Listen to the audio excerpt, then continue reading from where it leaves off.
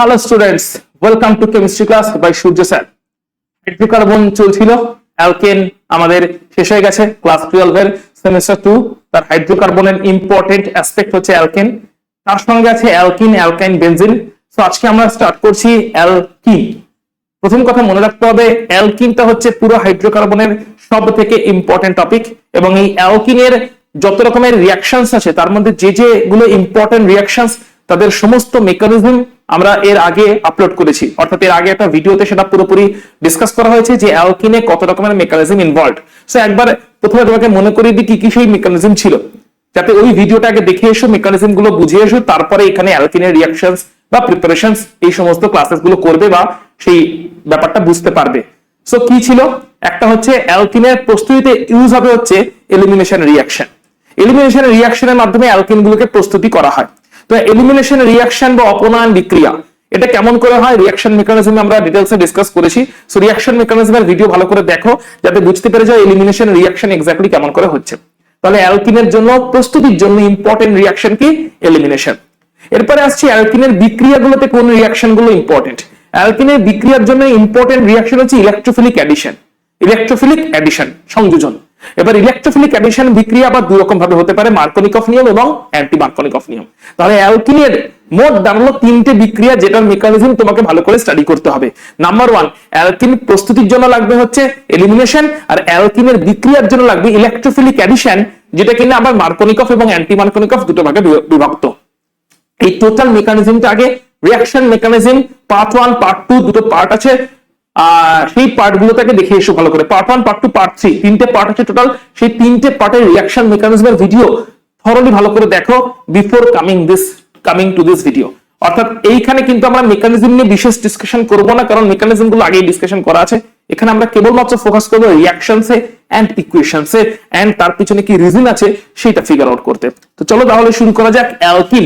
আজকের হাইড্রোকার্বন শুরু হচ্ছে অ্যালকিনকে দিয়ে।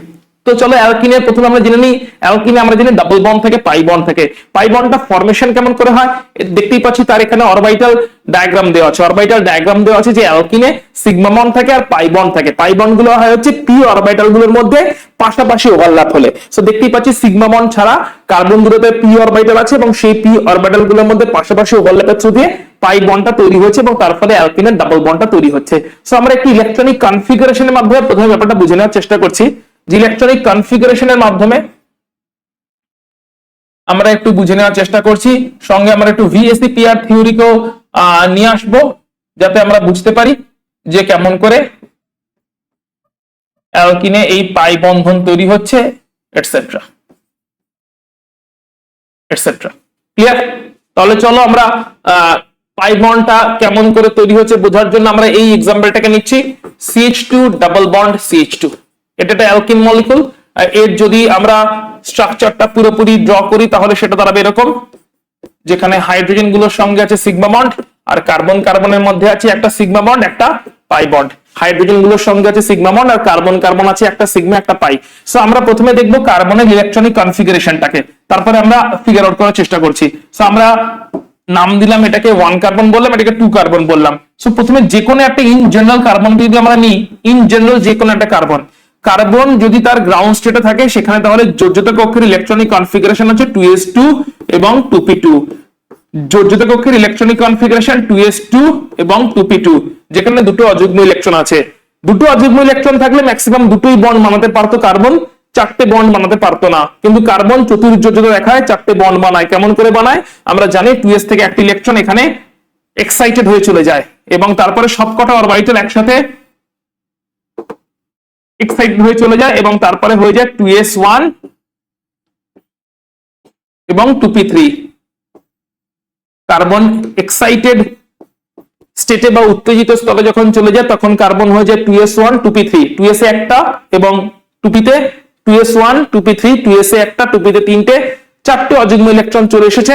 সো চারটে অযুগ্ম ইলেকট্রন চলে আসা মানেই হচ্ছে যে কার্বন চতুর্যোজ্যতা বা টেট্রাভ্যালেন্সি দেখাতে পারবে, কারণ চারটে অযুগ্ম ইলেকট্রনের প্রয়োজন টেট্রাভ্যালেন্সি দেখাতে গেলে।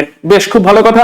এবারে এখন কার্বন গুলো যেহেতু ডাবল বন্ডে আছে, ডাবল বন্ড মানে একটা পাই বন্ড লাগবে, তাই না? আর পাই বন্ড হয় হচ্ছে পি অরবিটাল গুলোর মধ্যে ওভারল্যাপের ফলে। তার মানে এখন সংকরায়ন কতগুলো করবে? অবশ্যই একটা পি অরবিটাল সংকরায়িত হবে না, বাকি এস অরবিটাল এবং পি অরবিটাল এরা সংকরায়িত হয়ে যাবে। তাহলে কার্বনের সংকরায়নটা কেমন হবে? সংকরায়ন হবে হচ্ছে sp2, আর একটা পি অরবিটাল কিন্তু অসংকরায়িত থেকে যাবে। ও কিন্তু সংকরায়নে গেল না। কেন গেল না? কারণ হচ্ছে ওই পি অরবিটালটা যেটা অসংকরায়িত রয়ে গেল, যেটা কিন্তু সংকরায়নে গেল না, সেই পি অরবিটালটা বেসিক্যালি পাই বন্ড গঠনে অংশগ্রহণ করবে। কারণ পাই বন্ড গঠনের জন্য অসংকরায়িত পি অরবিটালের প্রয়োজন হবে। এই পি অরবিটাল গুলো কিন্তু অসংকরায়িত পি অরবিটাল, যাদের মধ্যে পাশাপাশি ওভারল্যাপ হচ্ছে অসংকরায়িত। এগুলো কিন্তু সব অসংকরায়িত পি অরবিটাল, যাদের মধ্যে পাশাপাশি ওভারল্যাপ হয়েছে অসংকরায়িত পি অরবিটাল, এদের মধ্যে পাশাপাশি ওভারল্যাপের ফলে পাই বন্ডটা তৈরি হয়েছে। তার মানে পাই বন্ড তৈরি করতে গেলে অসংকরায়িত পি অরবিটাল গুলোর মধ্যে পাশাপাশি ওভারল্যাপ হতে লাগবে। সো একটা পাই বন্ড আছে, তার মানে একটা পি অরবিটাল কার্বনের মধ্যে থাকতে হবে যেটা কিনা অসংকরায়িত, যেটা কিনা সংকরায়ন করেনি। তাহলে এখন সংকরায়ন থেকে দেখি কেমন করে কি দাঁড়ালো। তাহলে কার্বন হয়ে গেল sp2। সো 1 নাম্বার কার্বনে sp2, আবার 2 নাম্বার কার্বনও কিন্তু sp2, দুটো কার্বনই হয়ে গেছে sp2। তাহলে 1 নাম্বার কার্বনও এই হয়ে গেল sp2 সংকরায়ন, আর একটা পি অরবিটাল অসংকরায়িত অবস্থায় আছে, এবং এটা হয়ে গেছে sp2 সংকরায়ন, আর একটা 2p অরবিটাল অসংকরায়িত অবস্থায় আছে। অন্য কার্বনটাও হয়ে গেছে sp2 সংকরায়ন, দুটো কার্বন sp2 সংকরায়িত হয়ে গেছে। এখানে আমরা একটা কার্বন নিয়ে হিসাবটা দেখালাম, এই একটা কার্বনের যে হিসাবটা দেখালাম এটা দুটো কার্বনের জন্যই প্রযোজ্য হয়েছে। 1 নাম্বার 2 নাম্বার দুটো কার্বনই আলটিমেটলি sp2 হয়ে গেছে, একটা অসংকরায়িত পড়ে আছে। এবারে কেমন করে বন্ডটা তৈরি হবে? এবারে ধরলাম হাইড্রোজেন আসছে। সো 1 নাম্বার কার্বনের কাছে দুটো হাইড্রোজেন এলো, 1 নাম্বার কার্বনের কাছে দুটো হাইড্রোজেন এলো, এবং এই দুটো হাইড্রোজেন এসে দুটো সিগমা বন্ধন তৈরি করলো ওভারল্যাপ করে, কার্বনের sp2 অরবিটাল আর হাইড্রোজেনের 1s অরবিটাল। তার মানে এই যে কার্বন হাইড্রোজেন সিগমা বন্ডগুলো তৈরি হচ্ছে, কার্বন হাইড্রোজেন সিগমা বন্ডগুলো তৈরি হচ্ছে, এই কার্বন হাইড্রোজেন সিগমা বন্ডের কার্বনটা sp2 আর হাইড্রোজেনটা হচ্ছে 1s, এদের মধ্যে ওভারল্যাপ হচ্ছে।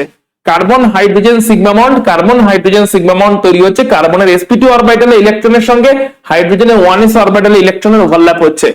এখানেও একই জিনিস হচ্ছে, কার্বনের sp2 অরবিটালের সঙ্গে হাইড্রোজেনের 1s অরবিটালের কিন্তু ওভারল্যাপ হচ্ছে। সো কার্বনের অরবিটালটা sp2 এবং হাইড্রোজেনটা হচ্ছে 1s, এদের মধ্যে ওভারল্যাপ হলে কার্বন হাইড্রোজেন সিগমা বন্ড গুলো তৈরি হলো। 1 নম্বরও দুটো সিগমা বন্ড তৈরি হয়ে গেছে, 2 নম্বরও দুটো সিগমা বন্ড তৈরি হয়ে গেছে, যেরকমটা ডায়াগ্রামে আমরা দেখতে পাচ্ছি। এবার এখন কার্বন কার্বন একটা সিগমা বন্ড তৈরি হতে হবে, তাই না? So carbon carbon sigma bond দেখো, এই দেখো কার্বন কার্বন সিগমা বন্ডটা তৈরি হলো। তাহলে কার্বন কার্বন সিগমা বন্ড কিভাবে তৈরি হলো? কার্বন কার্বন সিগমা বন্ড আমাদের মনে রাখতে হবে, কার্বন কার্বন সিগমা বন্ড কিন্তু তৈরি হচ্ছে কিভাবে? sp2 এর সঙ্গে sp2 ওভারল্যাপের ফলে। তাহলে সবই সিগমা বন্ড কিন্তু আলাদা ধরন। Carbon hydrogen sigma bond, carbon hydrogen sigma bond সেটা কিন্তু sp2 কার্বন আর হাইড্রোজেন 1s তাদের মধ্যে ওভারল্যাপ হলো, আর কার্বন কার্বন সিগমা বন্ড সেখানে sp2 কার্বন sp2 কার্বন তাদের মধ্যে ওভারল্যাপ হলো, এবং তার ফলে ওভারল্যাপের ফলে এগুলো কেমন ওভারল্যাপ হচ্ছে বলতো? ফেস টু ফেস, একদম হেড অন কলিশনের থ্রু দিয়ে ওভারল্যাপ হচ্ছে, হেড অন মুখোমুখি ধাক্কা লাগছে, সংঘর্ষ হচ্ছে, এবং তার ফলে ওভারল্যাপ হচ্ছে, তাই এগুলো শক্তিশালী সিগমা বন্ধন তৈরি হচ্ছে। আচ্ছা, এবারে এখন যে 2p অরবিটাল গুলো পড়ে আছে, ওই 2p অরবিটাল গুলো নিজেদের মধ্যে ওভারল্যাপ করলো, দিয়ে একটা পাই বন্ধন তৈরি করলো। অর্থাৎ 2p অরবিটালের ওভারল্যাপটা কিন্তু এরকম সাইড ওয়াইজ হচ্ছে, ল্যাটারাল। অর্থাৎ সিগমা বন্ধন যখন তৈরি হচ্ছে sp2 এর সঙ্গে 1s বা sp2 এর সঙ্গে sp2, সেটা একদম হেড অন কলিশন হচ্ছে, মুখোমুখি সংঘর্ষ হচ্ছে। আর p অরবিটাল গুলো যখন সাইড ওয়াইজ ওভারল্যাপ করছে তখন তৈরি হচ্ছে পাই বন্ধন। তাহলে এই হয়ে গেল পুরোপুরি ভাবে একদম কার্বনের মানে ইথেন, এই যে মলিকুলটা ইথেন CH2CH2 তার পুরো একদম ইলেকট্রনিক কনফিগারেশন ডিটেইলস। ইথেন মলিকুলের এটা হচ্ছে পুরোপুরি ইলেকট্রনিক কনফিগারেশন ডিটেইলস। আচ্ছা, এবারে আমরা যে কোনো একটা কার্বনকে নিয়ে দেখতে পারি, যদি আমরা VSEPR থিওরি অ্যাপ্লাই করি।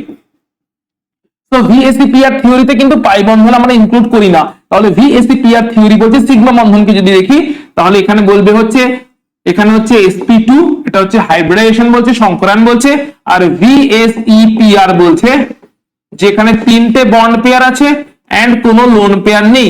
তার মানে এখানে জিওমেট্রি হয়ে যাচ্ছে, হচ্ছে কি জিওমেট্রি হচ্ছে বলো? ট্রাইগোনাল প্ল্যানার বা ত্রিকোণীয় সমতলীয়, ত্রিকোণীয় সমতলীয়, যার বন্ড অ্যাঙ্গেল হচ্ছে 120 ডিগ্রি। সো ক্লিয়ারলি দেখতে পাচ্ছি ত্রিকোণীয় সমতলীয় জিওমেট্রি এবং 120 ডিগ্রি বন্ড অ্যাঙ্গেল। ওকে, সো ত্রিকোণীয় সমতলীয়টা কোন পোরশন বলো তো? এই দেখো, এই পোরশনটাকে দেখো, এই পোরশনটা হচ্ছে এটা ত্রিকোণীয় সমতল। ক্লিয়ারলি বুঝতে পেরে গেছো নিশ্চয়ই এই দিকটা। আবার ওই দিকের পোরশনটা হচ্ছে আর একটা ত্রিকোণীয় সমতল। এই দিকের পোরশনটা হচ্ছে আর একটা ত্রিকোণীয় সমতল। তাহলে ক্লিয়ারলি দুই দিকে দুটো ত্রিকোণীয় সমতল আছে। এদিকে একটা ত্রিকোণীয় সমতল, এদিকে একটা ত্রিকোণীয় সমতল, ওদিকে একটা ত্রিকোণীয় সমতল, এবং তাদের মাঝখানে বন্ড অ্যাঙ্গেল আছে হচ্ছে 120 ডিগ্রি।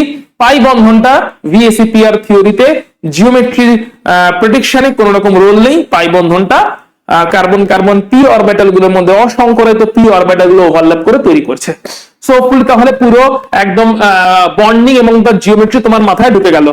চলো আমরা চলে যাচ্ছি তাহলে পরে কি আছে দেখছি।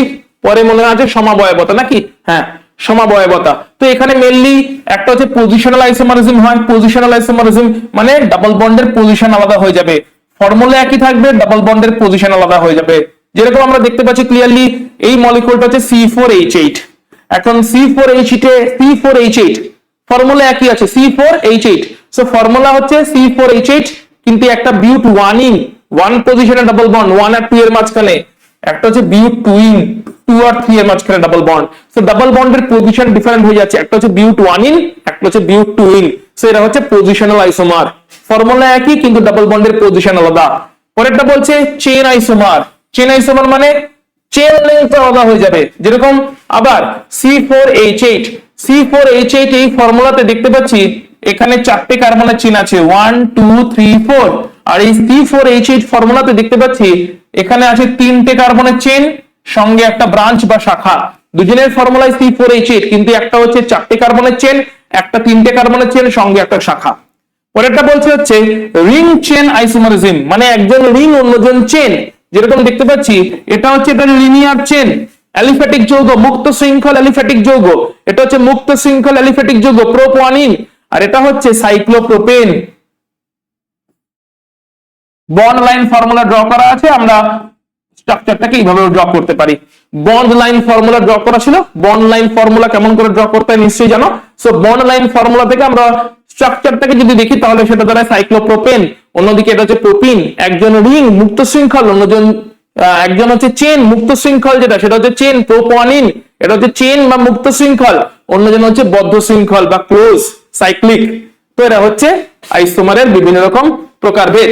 এবার একটা ইম্পর্টেন্ট আইসোমারিজম যেটা সমবায়তাতে আমরা পড়েছি, সমাবয়বতাতে আমরা পড়েছি একটা ইম্পর্টেন্ট আইসোমারিজম। সেটা কি ইম্পর্টেন্ট যে আইসোমারিজমটা আমরা সমাবয়বতাতে পড়েছি সেটা হচ্ছে সিস ট্রান্স আইসোমারিজম। ডাবল বন্ডের একদিকে যদি একই রকম গ্রুপ থাকে আমরা বলি সিস, ডাবল বন্ডের একদিকে যদি মানে ডাবল বন্ডের ভিন্ন দিকে যদি একই রকমের গ্রুপ থাকে আমরা বলি ট্রান্স। তাহলে দেখে নেওয়া যাক সিস এবং ট্রান্স দুটো মলিকুলই বিউটিন, দুটো মলিকুলই হচ্ছে বিউট 2 in, basically বিউট 2 in, that is C4H8 হচ্ছে ফর্মুলা, এবং দুজনেই হচ্ছে বিউট 2 ইন। দেখে নেওয়া যাক বিউট 2 ইন কিনা। 1 2 3 4, সো ক্লিয়ারলি 4টে কার্বনের চেন 2 আর 3 এর মাঝে ডাবল বন্ড, সো বিউট 2 ইন।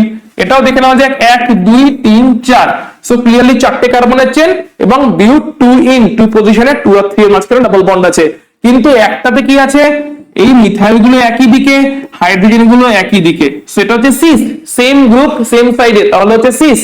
আর এখানে কি সেম গ্রুপ অপোজিট সাইডে, তাই এটা হচ্ছে ট্রান্স। তাহলে এদেরকে বলি আমরা জ্যামিতিক সমাবয়ব বা জিওমেট্রিক্যাল আইসোমার, যেখানে ডাবল বন্ডের একই দিকে আছে সেম গ্রুপ, তারা হচ্ছে সিস, আর ডাবল বন্ডের বিপরীত দিকে আছে সেম গ্রুপ, তারা হচ্ছে ট্রান্স। তাহলে আশা করছি সিস ট্রান্স জ্যামিতিক আইসোমার কেমন করে তৈরি হচ্ছে নিশ্চয়ই বুঝতে পেরেছো। যেরকম এখানেও দেখতে পাচ্ছি সিস এবং ট্রান্স, তার মানে সিস মলিকুল গুলোতে দেখতে পাচ্ছি স্টেরিক স্ট্রেন আছে, কারণ এটাও বাল্কি গ্রুপ, এটাও bulky group. So bulky group গুলোর মধ্যে রিপালশন আছে, তাই না? এই রিপালশনকে বলা হয় স্টেরিক হিন্ড্রেন্স। বাল্কি যত গ্রুপ আছে তারা যদি একই দিকে থাকে, তারা উল্টো দিকে থাকলে অসুবিধা ছিল না। যেরকম এখানে দেখতে পাচ্ছি বাল্কি গ্রুপ এই দিকে আছে, বাল্কি গ্রুপ এইদিকে আছে, অসুবিধা নেই, কারণ রিপালশন তৈরি হবে না। কিন্তু বাল্কি গ্রুপ যদি একই দিকে থাকে তাহলে অবশ্যই তাদের মধ্যে একটা ঘর্ষণ, ধাক্কাধাক্কি, ইলেকট্রন রিপালশন, বন্ড গুলোর মধ্যে রিপালশন তৈরি হবে। তাই না? তো এই রিপালশনকে বলা হয় স্টেরিক স্ট্রেন। তাহলে স্টেরিক স্ট্রেন কোথায় আছে? সিস মলিকুলে, যেখানে বাল্কি গ্রুপ সেম সাইডে থাকে সেখানে স্টেরিক স্ট্রেন আছে, আর যেখানে বাল্কি গ্রুপ অপোজিটে আছে ট্রান্স মলিকুল সেখানে কিন্তু স্টেরিক স্ট্রেন নেই। তাই সিস মলিকুল গুলো কিন্তু কম স্থিতিশীল আর ট্রান্স মলিকুল গুলো কিন্তু বেশি স্থায়ী বা বেশি স্থিতিশীল, কারণ ওখানে বাল্কি গ্রুপ অপোজিটে আছে। বাল্কি গ্রুপ অপোজিটে থাকলে সেখানে স্টেরিক স্ট্রেন নেই, আর বাল্কি গ্রুপ একই দিকে থাকলে সেখানে স্টেরিক স্ট্রেন আছে। তাই এইভাবে আমরা সিস এবং ট্রান্স মলিকুলের স্থায়িত্ব সম্পর্ক জানতে পারি। সিস গুলো ইউজুয়ালি কম স্টেবল আর ট্রান্স গুলো হচ্ছে ইউজুয়ালি বেশি স্টেবল।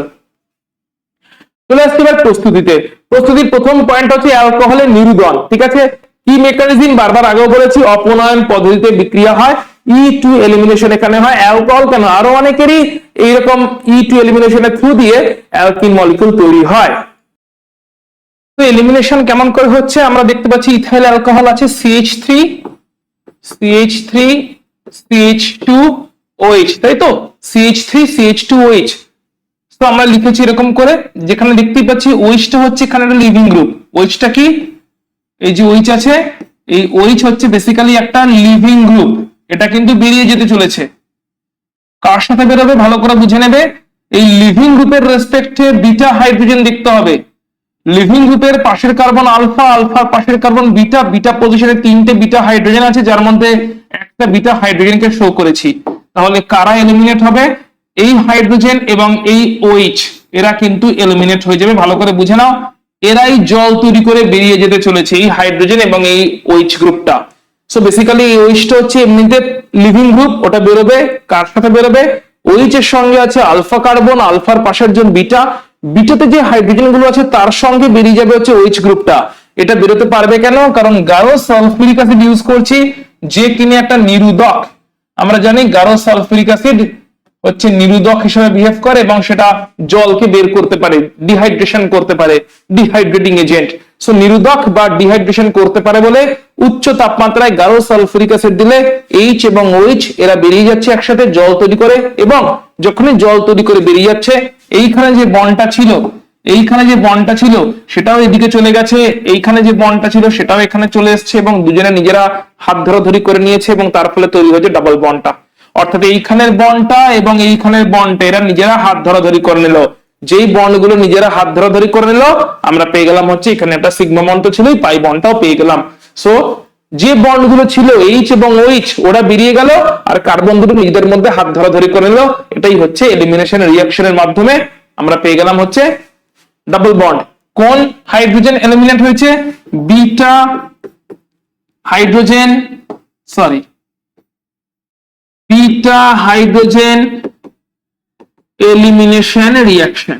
বিটা পজিশন থেকে হাইড্রোজেন এলিমিনেশন হয়েছে OH এর সঙ্গে, বিটা পজিশন থেকে হাইড্রোজেন এলিমিনেশন হয়েছে OH গ্রুপটার সঙ্গে জল হিসেবে। তাহলে এটা হয়ে গেল এলিমিনেশন রিঅ্যাকশন। আশা করছি তাহলে কেমন করে তৈরি হয় মাথায় ঢুকে গেছে।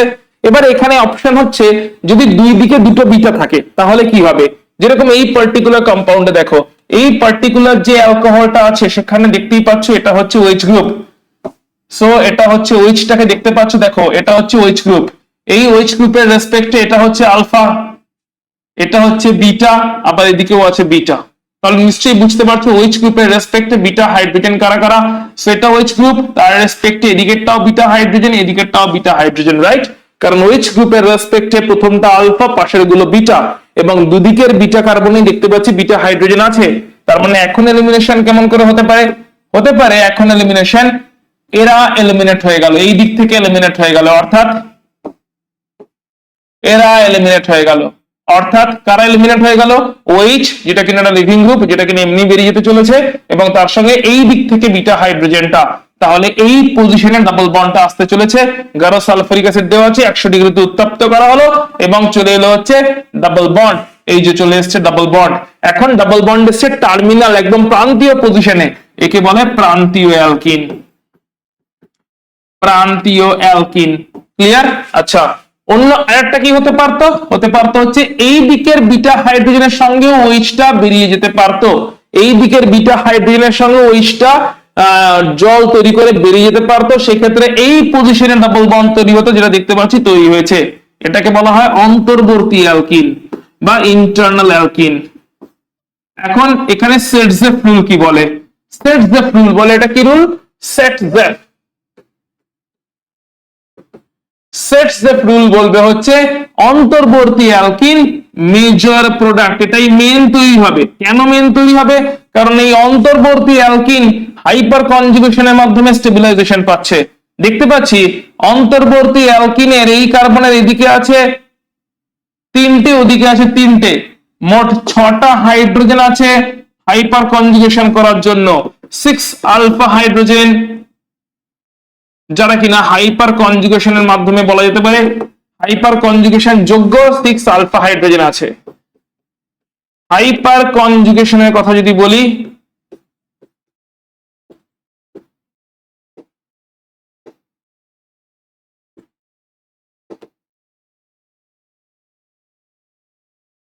হাইপার কনজুগেশনের মাধ্যমে স্থায়িত্ব দেওয়ার জন্য এদিকে আছে 6টা আলফা হাইড্রোজেন, মানে এদিকে তিনটে ওদিকে তিনটে, এইটাতে আছে। আর এইখানে আছে কিন্তু মাত্র দেখো কতগুলো, মাত্র হচ্ছে এইখানে আছে হচ্ছে পাশেরটা মানে হচ্ছে এইটা, দ্যাট ইজ 2টো আলফা হাইড্রোজেন। এখানে আছে মাত্র 2টো আলফা হাইড্রোজেন যারা কিনা হাইপার কনজুগেশনের মাধ্যমে স্টেবিলাইজেশন নিয়ে আসছে। তাহলে এখান থেকে পরিষ্কার হয়ে গেল যে যখনই এরকম অপশন আছে লিভিং গ্রুপ OH, OH এর রেসপেক্টে ওইদিকেও বিটা হাইড্রোজেন আছে, এদিকেও বিটা হাইড্রোজেন আছে, তাহলে যেদিক থেকে বিটা হাইড্রোজেনটা সরে গেলে বিটা হাইড্রোজেনের সঙ্গে তো OH গ্রুপটা সরে যাবে যখনই গাঢ় H2SO4 দিয়ে উত্তপ্ত করছি, তার ফলে অ্যালকিন তৈরি হবে, হয় প্রান্তীয় নয় মধ্যবর্তী অন্তর্বর্তী। তাহলে যদি এখন এমন OH এর সঙ্গে H টা বেরিয়ে গেল, অর্থাৎ OH গ্রুপটার সঙ্গে এমন H একটা বেরিয়ে গেল যার ফলে প্রান্তীয় অ্যালকিন তৈরি হলো, সেটা কম স্টেবল, কারণ সেখানে হাইপার কনজুগেশনের মাধ্যমে স্থায়িত্ব কম, কারণ সেখানে কম সংখ্যক আলফা হাইড্রোজেন আছে। ডাবল বন্ডের পাশের কার্বনটা হচ্ছে আলফা কার্বন, সো ডাবল বন্ডের পাশের কার্বন আলফা কার্বন এবং ডাবল বন্ডের পাশের আলফা কার্বনে দেখতে পাচ্ছি মাত্র 2টো আলফা হাইড্রোজেন আছে যারা কিনা হাইপার কনজুগেশনের মাধ্যমে স্টেবিলিটি দিতে পারবে। তাই এরকম প্রান্তীয় অ্যালকিন গুলো কিন্তু মুখ্য তৈরি হবে না, গৌণ বা মাইনর তৈরি হবে। অন্যদিকে দেখতে পাচ্ছি যে অন্তর্বর্তী অ্যালকিন তৈরি হচ্ছে। এই অন্তর্বর্তী অ্যালকিনে কি হচ্ছে? অন্তর্বর্তী অ্যালকিনে ডাবল বন্ডের দুই দিকে 2টো আলফা কার্বন দেখতে পাচ্ছি। সো ডাবল বন্ডের দুই দিকে 2টো আলফা কার্বন আছে এবং এই 2টো আলফা কার্বনে মিলিয়ে মোট 6টা আলফা হাইড্রোজেন আছে যারা কিনা স্টেবিলাইজেশন দিতে পারছে, এবং এই স্টেবিলাইজেশন পাওয়ার জন্য, এই স্টেবিলাইজেশন পাচ্ছে বলেই এইখানে কিন্তু অনেক বেশি স্টেবিলাইজেশন চলে আসছে। অর্থাৎ এই অ্যালকিনটা অন্তর্বর্তী অ্যালকিন কিন্তু মেজর প্রোডাক্ট, আর এখানে কিন্তু প্রান্তীয় অ্যালকিন এটা হচ্ছে মাইনর প্রোডাক্ট। এটা কিন্তু সেটজেপ রুল যখন দুটো অপশন থাকছে। ক্লিয়ার? তাহলে মাথায় ঢুকে গেছে। সো এই বিক্রিয়ার ক্রিয়া কৌশল এগুলো অলরেডি আগেই বলেছি, পড়ে এসেছি, জাস্ট একবার এখানে কুইকলি দেখে নিচ্ছি। আমাদের কাছে সিচুয়েশন ছিল এরকম, যেখানে দেখতেই পাচ্ছি এখানে একটা OH গ্রুপ আছে, এখানে একটা H আছে, OH এর রেসপেক্টে আলফা, আলফা এর রেসপেক্টে বিটা, যাতে একটা হাইড্রোজেন থাকলেই হবে। অর্থাৎ ক্রাইটেরিয়া কি, শর্ত কি? এই বিক্রিয়ার শর্ত হচ্ছে 1 বিটা হাইড্রোজেন, যে কোনো একটা বিটা হাইড্রোজেন থাকলেই হবে। OH গ্রুপের রেসপেক্টে একটা বিটা হাইড্রোজেন থাকলেই হবে।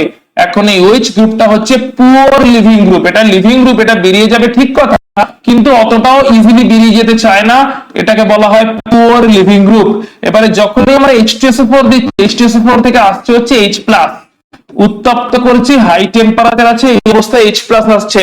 ওই H+ এর সঙ্গে প্রথমে এই OH এর বিক্রিয়া হচ্ছে এবং তার ফলে জল তৈরি হয়ে যাচ্ছে। অর্থাৎ OH গ্রুপ, যেটা কি এমনিতে পুওর লিভিং গ্রুপ ছিল, সেটা H+ এর সঙ্গে বিক্রিয়া করলো, দিয়ে এখানেই হয়ে গেল OH2+। H+ এর সঙ্গে বিক্রিয়ার এই স্টেপটাকে বলা হয় প্রোটনেশন। এই প্রোটনেশনের ফলে এখন H+ টা জুড়ে গেল এবং তার ফলে এখন তৈরি হয়ে গেল একটা গুড লিভিং গ্রুপ, কারণ এখন এটা কিন্তু OH নেই, এটা H+ এর সঙ্গে জুড়ে হয়ে গেছে OH2+। এটা H+ এর সঙ্গে জুড়ে হয়ে গেছে OH2+।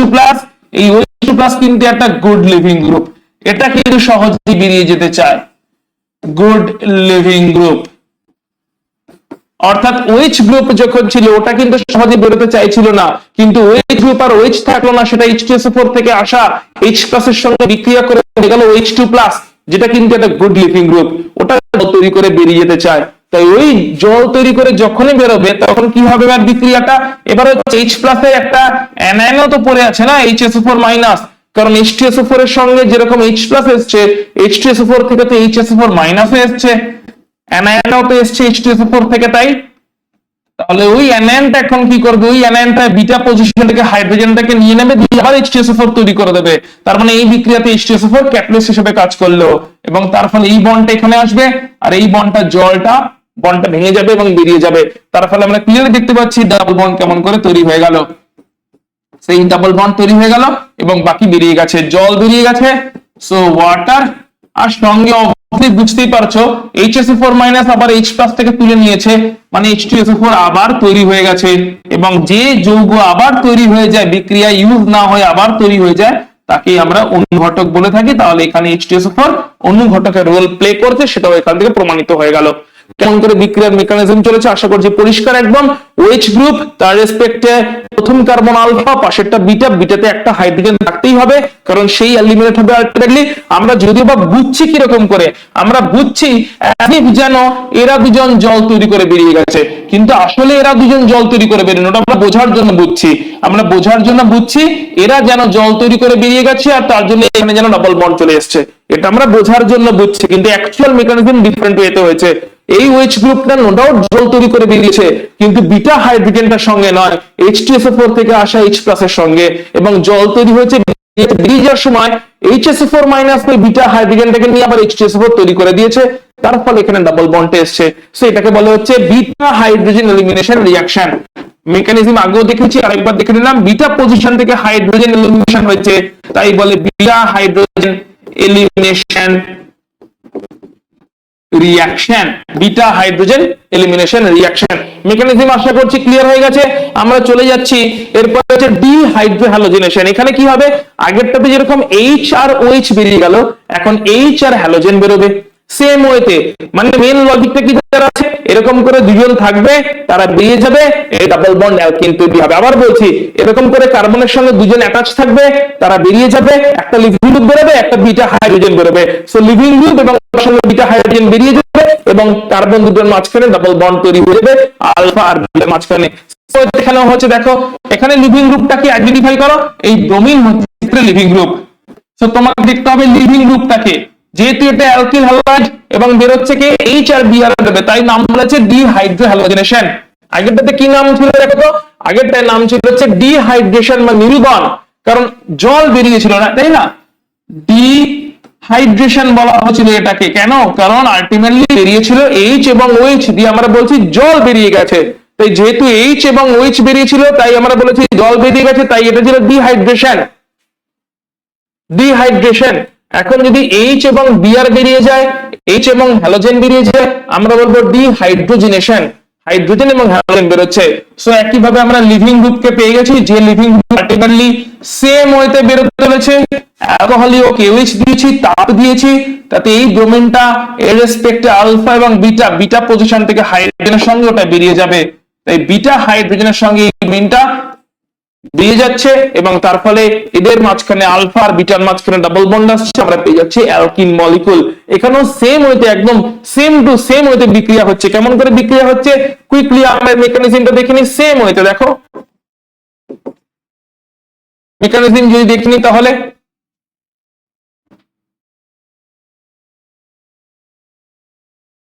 দেখো এরকম করে হচ্ছে CH3 CHH CH2Br, দেওয়া হয়েছে অ্যালকোহলীয় KOH, অ্যালকোহলীয় KH মানে আছে OH মাইনাস, তাই না? OH মাইনাস তো বেস, তাহলে বেসটা এসে কি করছে, বেসটা এসে বিটা পজিশন থেকে হাইড্রোজেনটাকে তুলছে, এই বন্ডটা এখানে আসছে, Br মাইনাস বেরিয়ে যাচ্ছে K প্লাস এর সঙ্গে। তাহলে এটা কি, এটা হচ্ছে ক্ষার বা বেস, তাই না? অ্যালকোহলীয় KH দিয়েছি, অ্যালকোহলীয় KH দিয়েছি, সঙ্গে তাপ দিয়েছি, অ্যালকোহলীয় KH থেকে OH মাইনাস আছে, OH মাইনাস হাইড্রোজেনকে তুলে নিচ্ছে, হাইড্রোজেনটাকে তুললে এখানে আসছে ডাবল বন্ড, আর Br মাইনাস বিন্দু বেরিয়ে যাচ্ছে অ্যাজ KBr। তাহলে কি হয়ে গেল, আলফা আর বিটার মাঝখানে সেই ডাবল বন্ড এলো কি এলো না? আলফা আর বিটার মাঝখানে ডাবল বন্ড তো সেই এলো, আর এক্স্যাক্টলি কি জিলে বেরোলো না, বেরোলো হচ্ছে KBr আর ওয়াটার। তার মানে আরেকটা জিনিস বুঝে, আমরা পড়ার সময় বোঝার জন্য বুঝছি as if যেন HBr বেরিয়ে গেছে, কিন্তু হয়নি।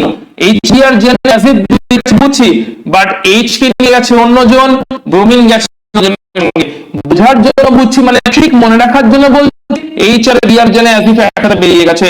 কিন্তু যদি সত্যি H আর Br একসাথে বেরোতো, তাহলে কিন্তু HBr তৈরি হতো, তা তৈরি হয়নি, কারণ নিয়ে OH আর গেছে K প্লাস দুজনে আলাদা আলাদা লোকের সঙ্গে গেছে, আমরা একসাথে যার জন্য বলছি গ্রুপটাই দিয়ে চলে গেছে, তাই বক্স করে যাচ্ছে। কিন্তু এই বিআর গেছে এইচ নিয়ে যাচ্ছে OH এর সঙ্গে ওয়াটার, আর বিআর বের হচ্ছে কে প্লাস এর সঙ্গে কেবিআর, তাই কেবিআর এবং ওয়াটার তৈরি হচ্ছে একসাথে বেরোলে এইচবিআর তৈরি হওয়ার কথা ছিল, সেটা কিন্তু তৈরি হয়নি। তাই কে বেরোচ্ছে এক্স্যাক্টলি বুঝছি কেমন ভাবে আর তার মেকানিজম কেমন, দুটো কিন্তু আলাদা।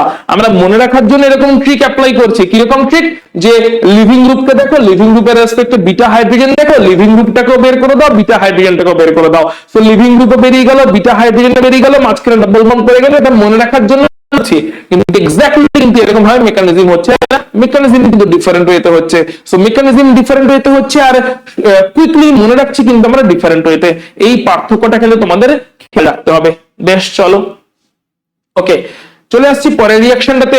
যখন মাল্টিপল অপশন থাকবে, সেটজেফ রুল। তো এখন একটা কেস স্টাডি আমরা দেখে নিচ্ছি, এটা একটা ইম্পর্টেন্ট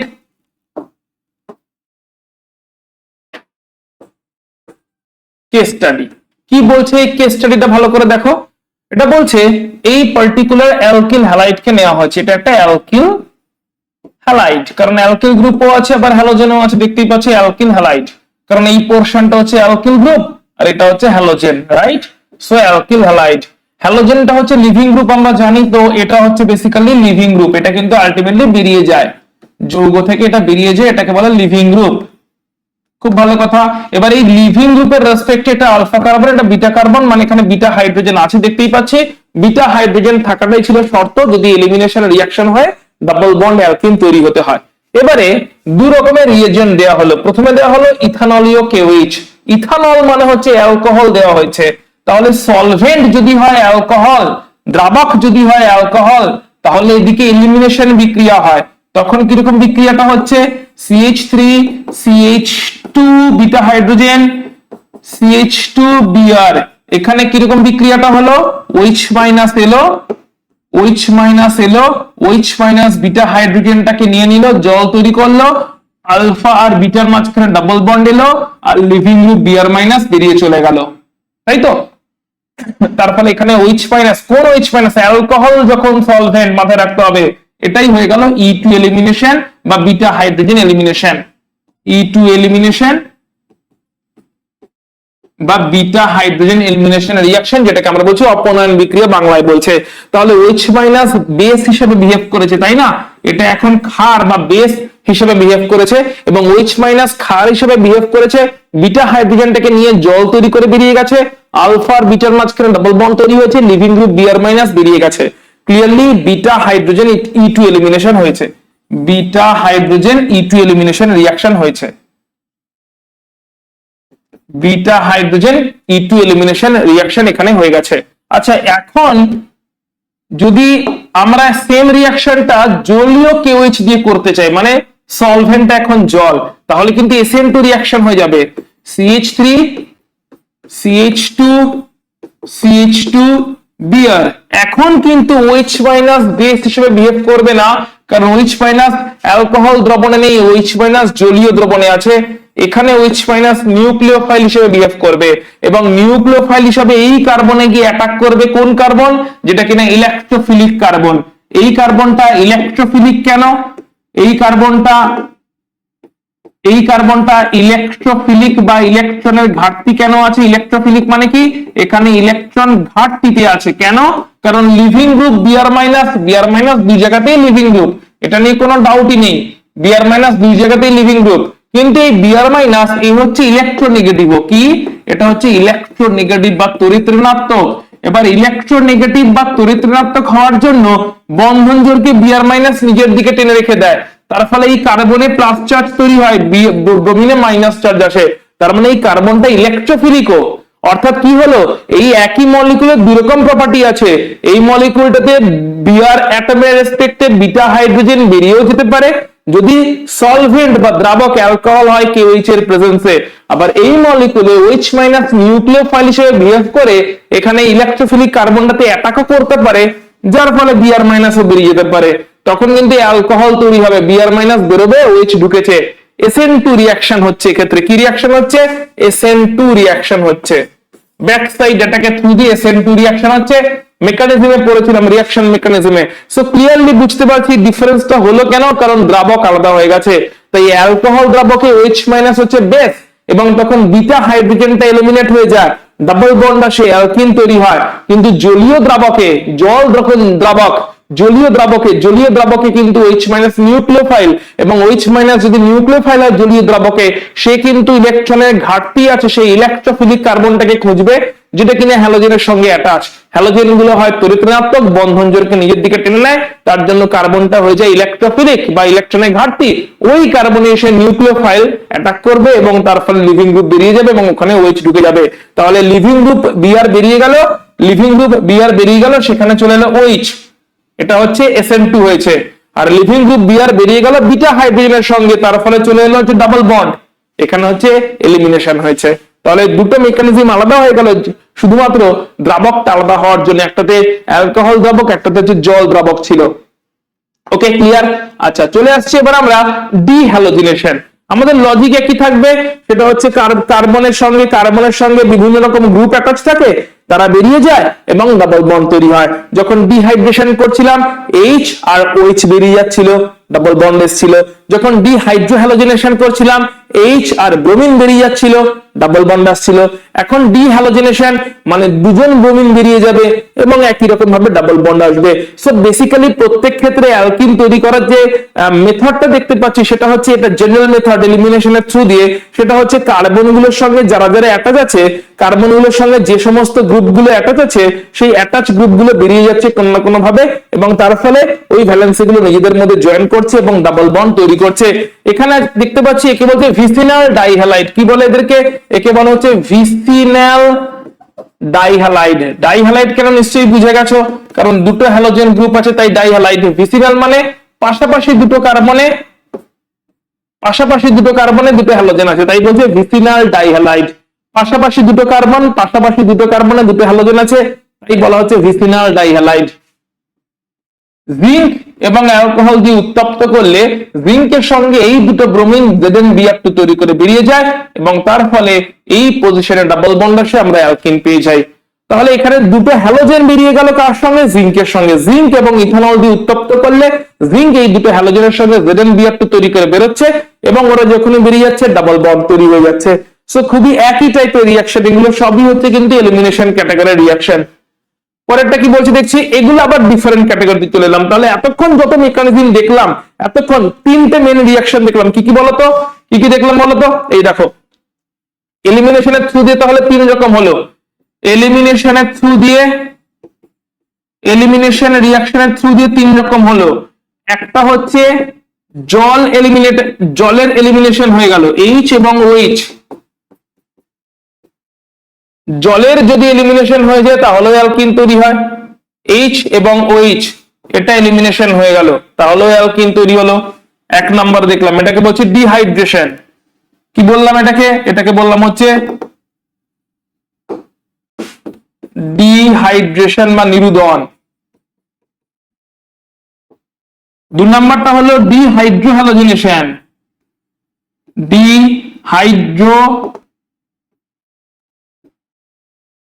হ্যালোজিনেশন, সেখানে H এবং ব্রোমিন বেরিয়ে গেল, H এবং হ্যালোজেন বেরিয়ে গেল। অবশ্যই মেকানিজম আলাদা। মেকানিজম কি বলে? মেকানিজম বলে হচ্ছে H কে নিয়ে যায় অন্যজনে, OH চলে যায় অন্যজনের সঙ্গে। মেকানিজম বলে H কে নিয়ে যায় অন্যজনে, হ্যালোজেন চলে যায় অন্যজনের সঙ্গে। কিন্তু একসাথে বুঝি এইভাবে যেন বেরিয়ে গেল, এই গ্রুপ দুটো বেরিয়ে গেল, H আর OH বেরিয়ে গেল। H আর OH বেরিয়ে গেল মানে এটা নয় যে H আর OH একসাথে বেরোলো, একই সাথে যৌগ তৈরি করে বেরোলো, তা নয়। H কে নিয়ে গেছে অন্যজনে, OH কে নিয়ে গেছে অন্যজনে, তো দুজনেই বেরিয়ে গেছে, তাই ডাবল বন্ড আসছে এই পজিশনে। OH বেরিয়ে গেছে, তাই বলছে ডিহাইড্রেশন। H এবং হ্যালোজেন বেরিয়ে গেছে, তাই বলছে ডিহাইড্রোহ্যালোজিনেশন। একই রকম H কে নিয়ে গেছে অন্যজনে, হ্যালোজেন কে নিয়ে গেছে অন্যজনে। এন্ড তিন নাম্বারটা যেটা আমরা দেখলাম, ডিহ্যালোজিনেশন।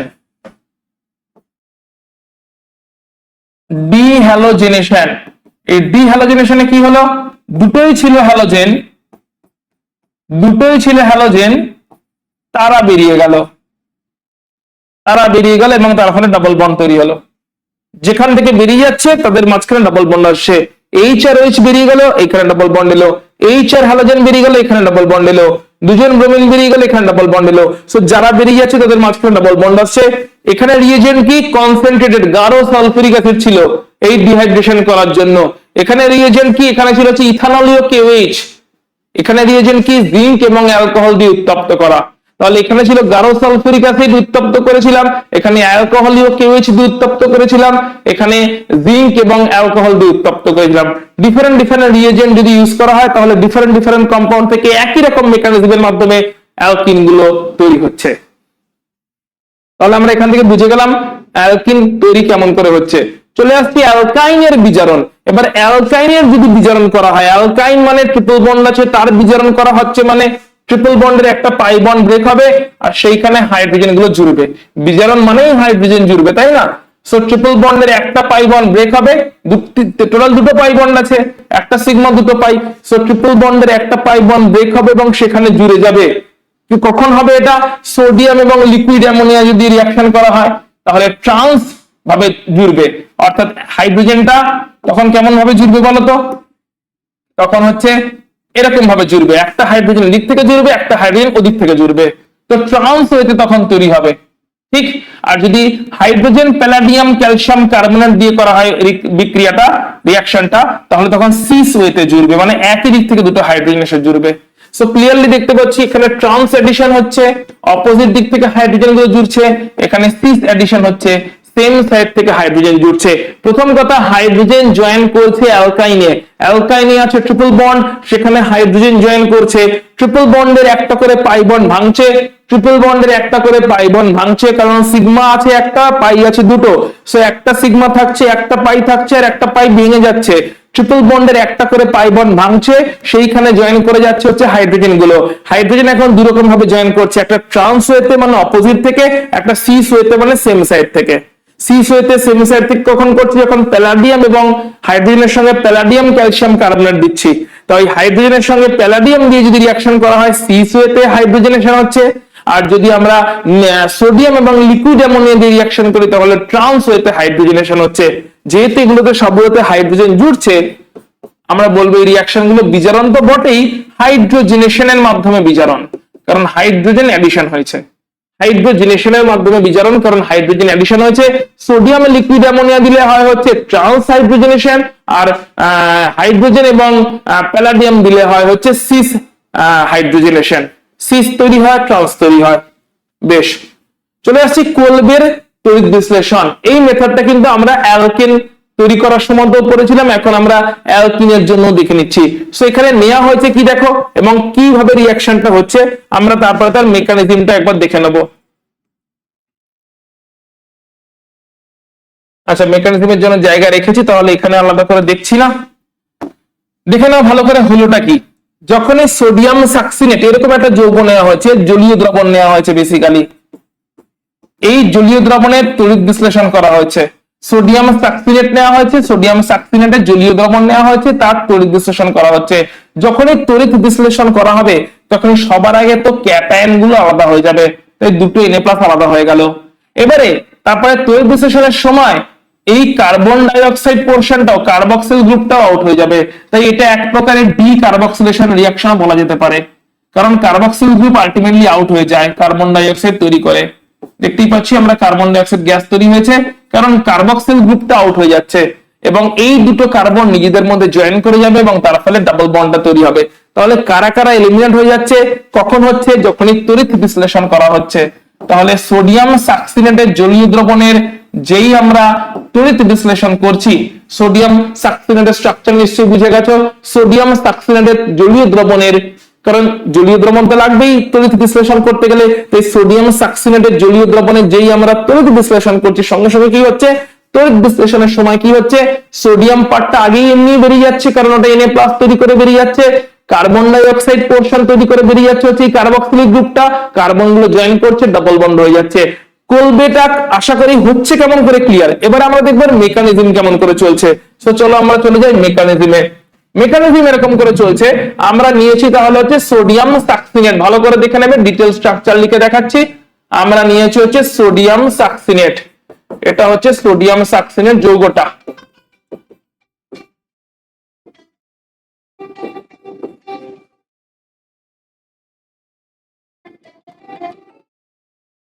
সোডিয়াম সাকসিনেট তাহলে নেওয়া হলো। এবারে কি হবে দেখো, এবারে এর জলীয় দ্রবণ যেহেতু আছে এটা আয়নাইজ করবে।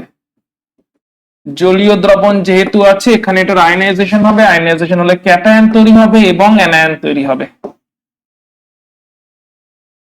সো ক্লিয়ারলি দেখতে পাচ্ছ দিস ইজ দা অ্যানায়ন যেটা তৈরি হচ্ছে জলীয় দ্রবণে আয়নাইজ করে, এই একটা অ্যানায়ন তৈরি হয়েছে আর সঙ্গে সোডিয়াম গুলো বেরিয়ে গেছে, ক্যাটায়ন তৈরি হয়ে গেছে। এই সোডিয়াম গুলো ক্যাটায়ন তৈরি করে কিন্তু বেরিয়ে গেল প্রথমে, রাইট? সোডিয়াম গুলো ক্যাটায়ন তৈরি করে বেরিয়ে গেল কারণ আয়নাইজেশন হয়ে গেল, ক্যাটায়ন অ্যানায়ন তৈরি হয়ে গেল। এবারে ক্যাটায়ন গুলো যখনই তড়িৎ বিশ্লেষণ হয় তখনই আমরা জানি ক্যাটায়ন গুলো কোথায় যায়, ক্যাথোডে, আর অ্যানায়ন গুলো কোথায় যায়, অ্যানোডে। এবং অ্যানোডে গিয়ে কি হয়, অ্যানোডে গিয়ে এদের হয় হচ্ছে জারণ মানে ইলেকট্রনের বর্জন, আর ক্যাথোডে গিয়ে এদের হয় বিজারণ মানে ইলেকট্রনের গ্রহণ। সো বিজারণটাতে যাচ্ছি না, জারণ পার্টটাতে নিয়ে যাচ্ছি যেটা কিনা অ্যানোডে বিক্রিয়াটা হচ্ছে।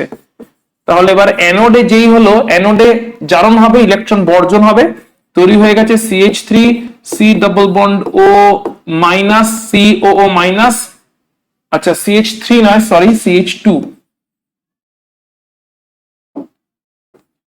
CH2 CH2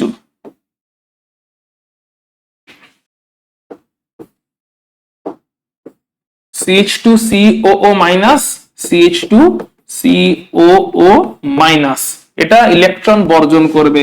সো দুটো ইলেকট্রন বর্জন করলো এবং তার ফলে র্যাডিক্যাল তৈরি হলো, প্রথমে CH2COO র্যাডিক্যাল, CH2COO র্যাডিক্যাল, কারণ প্রত্যেকটা মাইনাস চার্জ মানে দুটো করে ইলেকট্রন। তো প্রথম মাইনাস চার্জ থেকে একটা ইলেকট্রন বেরিয়ে গেল, পরের মাইনাস চার্জ থেকেও একটা ইলেকট্রন বেরিয়ে গেল। তাই প্রথম মাইনাস চার্জ থেকে একটা ইলেকট্রন বেরিয়ে যাওয়াতে একটা রয়ে গেছে র্যাডিক্যাল, আর পরের মাইনাস চার্জ থেকেও একটা ইলেকট্রন বেরিয়ে গেছে, তাহলে রয়ে গেছে একটা র্যাডিক্যাল। এবারে এখান থেকে ক্লিয়ারলি দেখতে পাচ্ছি আমরা এই পোরশনটা কার্বন ডাই অক্সাইড গ্যাস তৈরি করে বেরিয়ে যাবে। সো বেরিয়ে যাক, তাহলে এই পোরশনটা কার্বন ডাই অক্সাইড গ্যাস তৈরি করে যদি বেরিয়ে যায় -2CO2 হয়ে যাবে। 2 মোল কার্বন ডাই অক্সাইড গ্যাস এখান থেকে কার্বন ডাই অক্সাইড তৈরি করে বেরিয়ে গেল, কার্বন ডাই অক্সাইড গ্যাস বেরিয়ে গেল, কার্বক্সিল গ্রুপটা এটাকেই বলছে ডিকার্বক্সিলেশন। তার মানে ডিকার্বক্সিলেশন যখন হলো তখন এইখান থেকে carboxyl group carbon die oxide gas তৈরি করে বেরিয়ে গেছে, তাহলে র্যাডিক্যাল গুলো এখনই কার্বন গুলোর মাথায় চলে এলো, অর্থাৎ CH2 radical, single bond CH2 radical. So এবার এরা নিজেরা জয়েন করে গেল, হয়ে গেল হচ্ছে CH2 ডাবল বন্ড CH2, আমরা পেয়ে গেলাম আমাদের অ্যালকিন মলিকুল করবে ইলেকট্রোলাইসিসের থ্রু দিয়ে। আমরা কেবলমাত্র অ্যানোডটা দেখলাম, কেন? কারণ অ্যানোডে জারণ হয়, জারণ মানে হচ্ছে ইলেকট্রনের বর্জন, এই যে জারণ হয়, জারণ মানে হচ্ছে ইলেকট্রনের বর্জন। সো ক্লিয়ারলি দেখতে পাচ্ছি জারণ হয়েছে। ক্যাথোডে যেহেতু আমরা অ্যালকিন পাচ্ছি না, ক্যাথোডে আমরা সোডিয়াম মেটাল পাবো, তাই ক্যাথোডের বিক্রিয়াটা আলাদা করে দেখালাম না, ক্যাথোডে অবশ্যই বিক্রিয়া হবে এবং সেখানে আমরা সোডিয়াম মেটাল পাবো।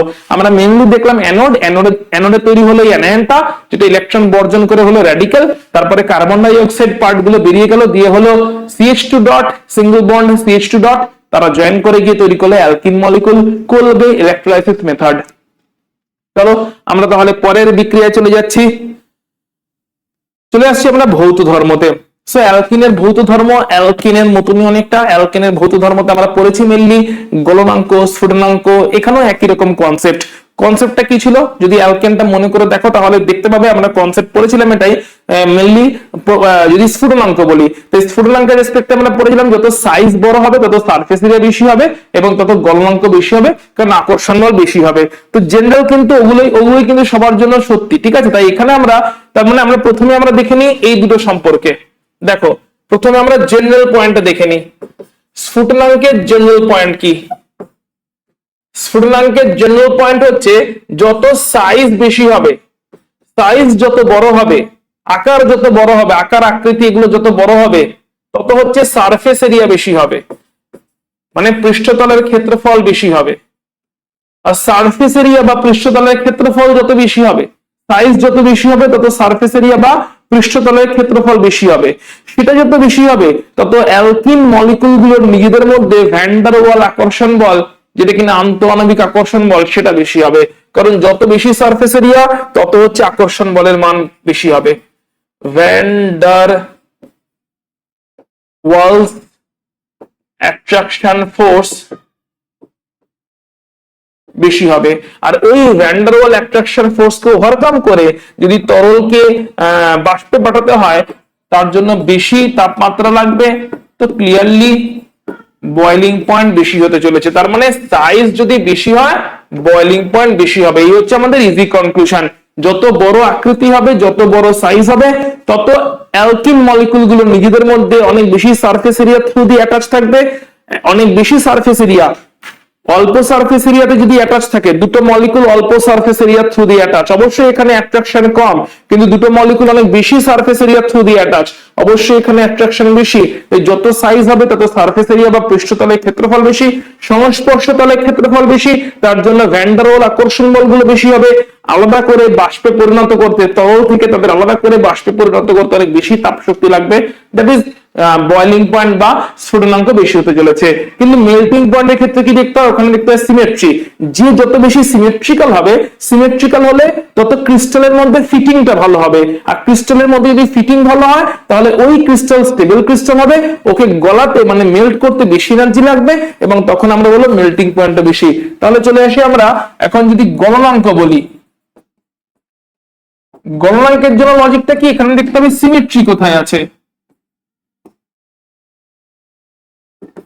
সো সিমেট্রি যদি হয়, মলিকুল যদি প্রতিসম হয়, সিমেট্রি মানে হচ্ছে প্রতিসমতা, সিমেট্রি যদি বেশি হয়, মলিকুল যদি প্রতিসম হয়, তাহলে কি হবে? তাহলে হচ্ছে ক্রিস্টালের মধ্যে ফিটিং ভালো হবে, কেলাসের মধ্যে ফিটিং ভালো হবে, কেলাসের মধ্যে প্যাকিং ভালো হবে, ক্রিস্টাল ফিটিং ভালো হবে। ক্রিস্টালের মধ্যে যত ভালো ফিটিং হবে, সিমেট্রিক্যাল মলিকুল দারুণ ভাবে ক্রিস্টালের মধ্যে ফিট করে যাবে, ওই ক্রিস্টাল স্টেবল ক্রিস্টাল হবে, এবং তখন ওই ক্রিস্টালকে গলাতে অনেক বেশি তাপ শক্তি লাগবে, মানে গলনাঙ্ক বেশি হতে চলেছে। তাহলে সিমেট্রি যদি বেশি হয়, ভালো হয়, তাহলে গলনাঙ্ক বেশি হবে।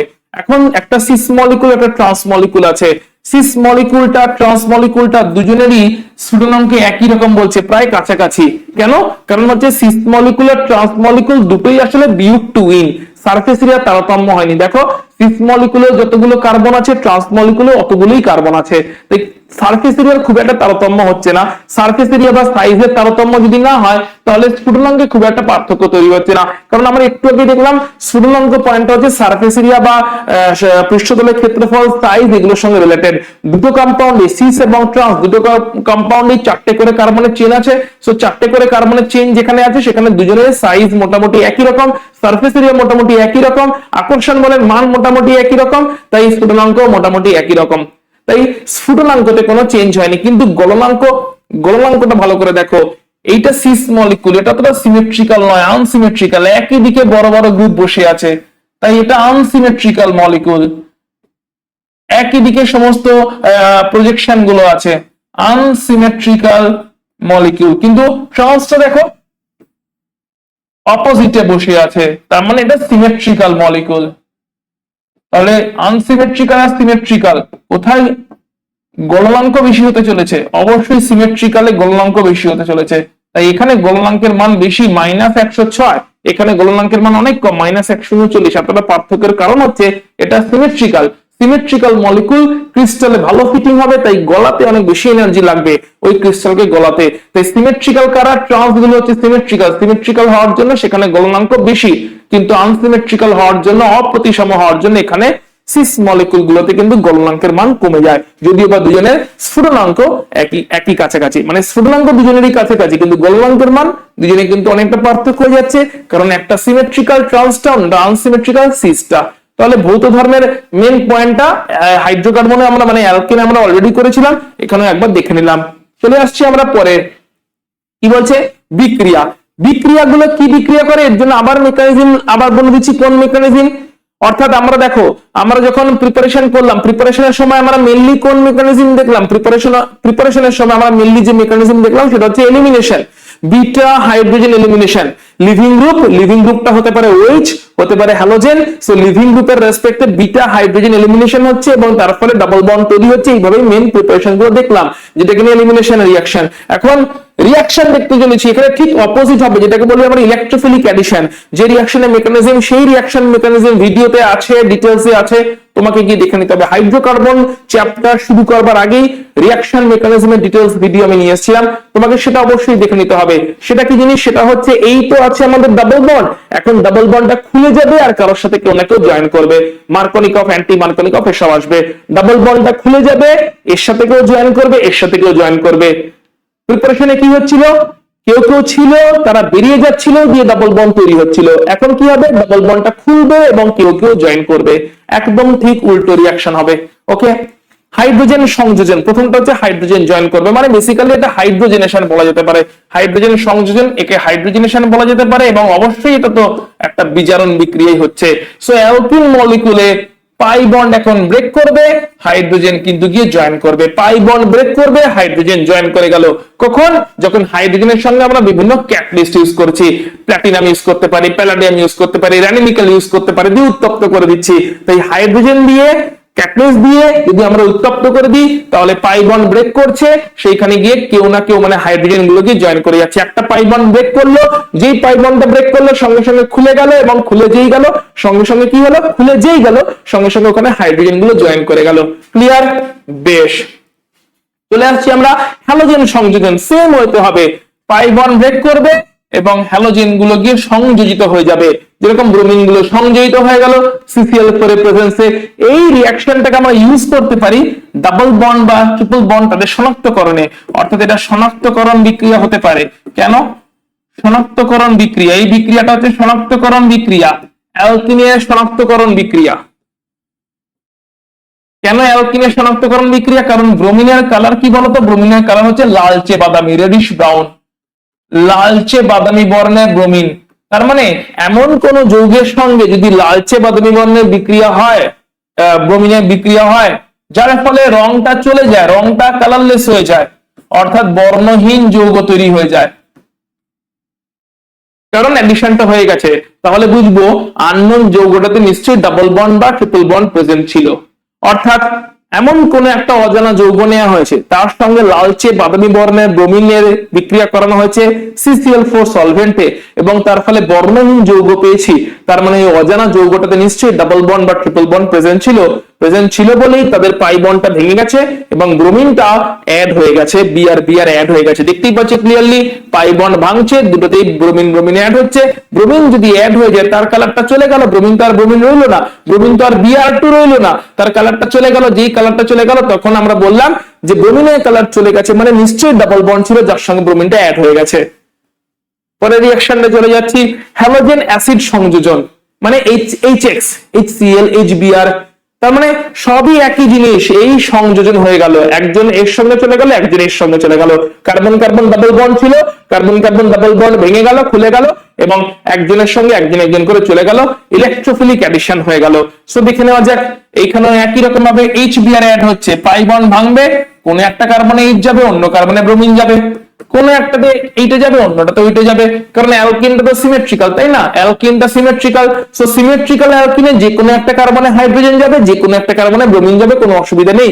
কিন্তু যদি অ্যালকিনটা আনসিমেট্রিক্যাল হয়, তখন কোশ্চেন আসবে কোন কার্বনে হাইড্রোজেন যাবে এবং কোন কার্বনে ব্রোমিন যাবে। এই কোশ্চেনটা নিশ্চয়ই উঠবে, কারণ এই অ্যালকিনটা আনসিমেট্রিক্যাল।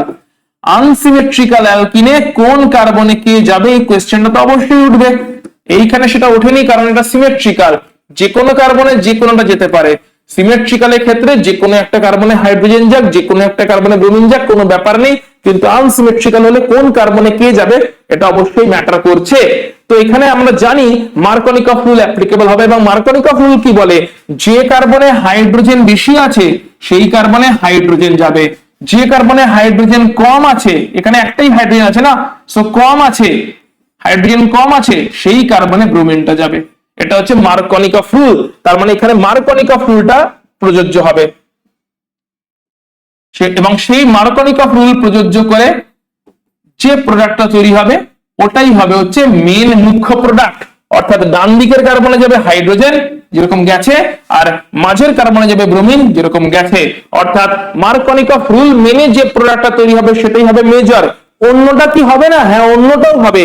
অর্থাৎ যে কার্বনে হাইড্রোজেন বেশি সেখানেও ব্রোমিনটা যাবে, আর যে কার্বনে হাইড্রোজেন কম সেখানে হাইড্রোজেনটা যাবে, সেই প্রোডাক্টটাও তৈরি হবে, কিন্তু এটা গৌণ প্রোডাক্ট হবে, এটা মাইনর হবে, এটা মেজর প্রোডাক্ট হবে না, এটা গৌণ হবে, আর এটা মুখ্য প্রোডাক্ট হবে। মার্কনিকফ রুল মেনে যেটা হয়েছে সেটা মুখ্য হবে, মার্কনিকফ রুল মেনে যেটা হয়নি, মানে মার্কনিকফ রুল না মেনে যেটা হয়েছে সেটা হবে হচ্ছে গৌণ প্রোডাক্ট। অর্থাৎ লড়াই হলো কোন কার্বনে কোনটা যাবে। এই কার্বনে যেখানে হাইড্রোজেন বেশি সেখানে হাইড্রোজেনটাই যাবে, সেটাই মুখ্য, আর যেখানে হাইড্রোজেন কম সেখানে ব্রোমিনটা যাবে, সেটাই মুখ্য প্রোডাক্ট তৈরি হয়েছে, দেখতেই পাচ্ছি আমরা। কিন্তু অন্যটাও তৈরি হচ্ছে, অ্যান্টি মার্কনিকফ রুল আমরা জানি, অন্যটাও তৈরি হচ্ছে, কিন্তু ওটা এখন মাইনর প্রোডাক্ট। এর মেকানিজম কোথায় আছে? মেকানিজম আছে রিঅ্যাকশন মেকানিজম সেকশনে, ডিটেইলসে একদম মেকানিজম ডিসকাস করা আছে, তাই এখানে আমি ইলংগেট করলাম না মেকানিজমকে বারবার করে রিপিট করে। যে মেকানিজম গুলো বারবার করে রিপিট করে দেওয়ার করে দিয়েছি, কিন্তু এই মার্কনিকফ অ্যান্টি মার্কনিকফ একদম ডিটেইলসে এক্সপ্লেন করা আছে। তাই হাইড্রোকার্বন চ্যাপ্টারের যে প্রথম ভিডিও এসছে, হাইড্রোকার্বন চ্যাপ্টারের প্রথম ভিডিও যেটাতে কিনা রিঅ্যাকশন মেকানিজম আছে, হাইড্রোকার্বন চ্যাপ্টারের প্রথম ভিডিও যেখানে রিঅ্যাকশন মেকানিজম আছে সেইটা গিয়ে ভালো করে দেখো, সেখানে ইলেকট্রোফিলিক অ্যাডিশন রিঅ্যাকশন ভালো করে দেখো, সেই ইলেকট্রোফিলিক অ্যাডিশন রিঅ্যাকশনে Markovnikov rule anti Markovnikov rule সব একদম ডিটেইলসে এক্সপ্লেন করে দেওয়া আছে। বেশ, তাহলে এটা হয়ে গেল মুখ্য প্রোডাক্ট, এটা হয়ে গেল গৌণ প্রোডাক্ট। এবারে যদি কেবলমাত্র এইচবিআর না দিয়ে এইচবিআর এর সঙ্গে পারঅক্সাইডও অ্যাড করে দিই, এইচবিআর এর সঙ্গে কি অ্যাড করব? এর সঙ্গে আমরা পারঅক্সাইড অ্যাড করে দেব।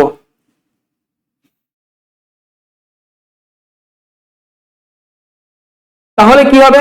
তখন কি হচ্ছে দেখো, পারঅক্সাইড যদি অ্যাড করে দিই, অর্থাৎ মার্কনিকফটায় কি হলো একবার দেখে নাও, মার্কনিকফটাতে ভালো করে দেখে নাও। মার্কনিকফের মুখ্য কোনটা হলো? মার্কনিকফের মুখ্য হলো যেখানে হাইড্রোজেন বেশি আছে, হাইড্রোজেন বেশি আছে যে কার্বনে সেখানে হাইড্রোজেনটা গেছে, আর হাইড্রোজেন কম আছে যে কার্বনে সেখানে ব্রোমিনটা গেছে। হাইড্রোজেন বেশি আছে যেখানে সেখানে হাইড্রোজেনটা গেছে, হাইড্রোজেন কম আছে যেখানে সেখানে ব্রোমিনটা গেছে, এবং এটাই হয়ে গেছে মার্কনিকফ নিয়ম অনুযায়ী মুখ্য প্রোডাক্ট। চলে আসছে এবার গৌণ প্রোডাক্টটা কি হবে? যদি পারঅক্সাইড প্রেজেন্স থাকে, অর্থাৎ কেবলমাত্র এইচবিআর নেই, সঙ্গে বেনজয়েল পারঅক্সাইড জৈব পারঅক্সাইড আছে। বেনজয়েল পারঅক্সাইড মানে এরকম কোন যৌগ আছে, এই মলিকুলটার নাম হচ্ছে benzoyl peroxide.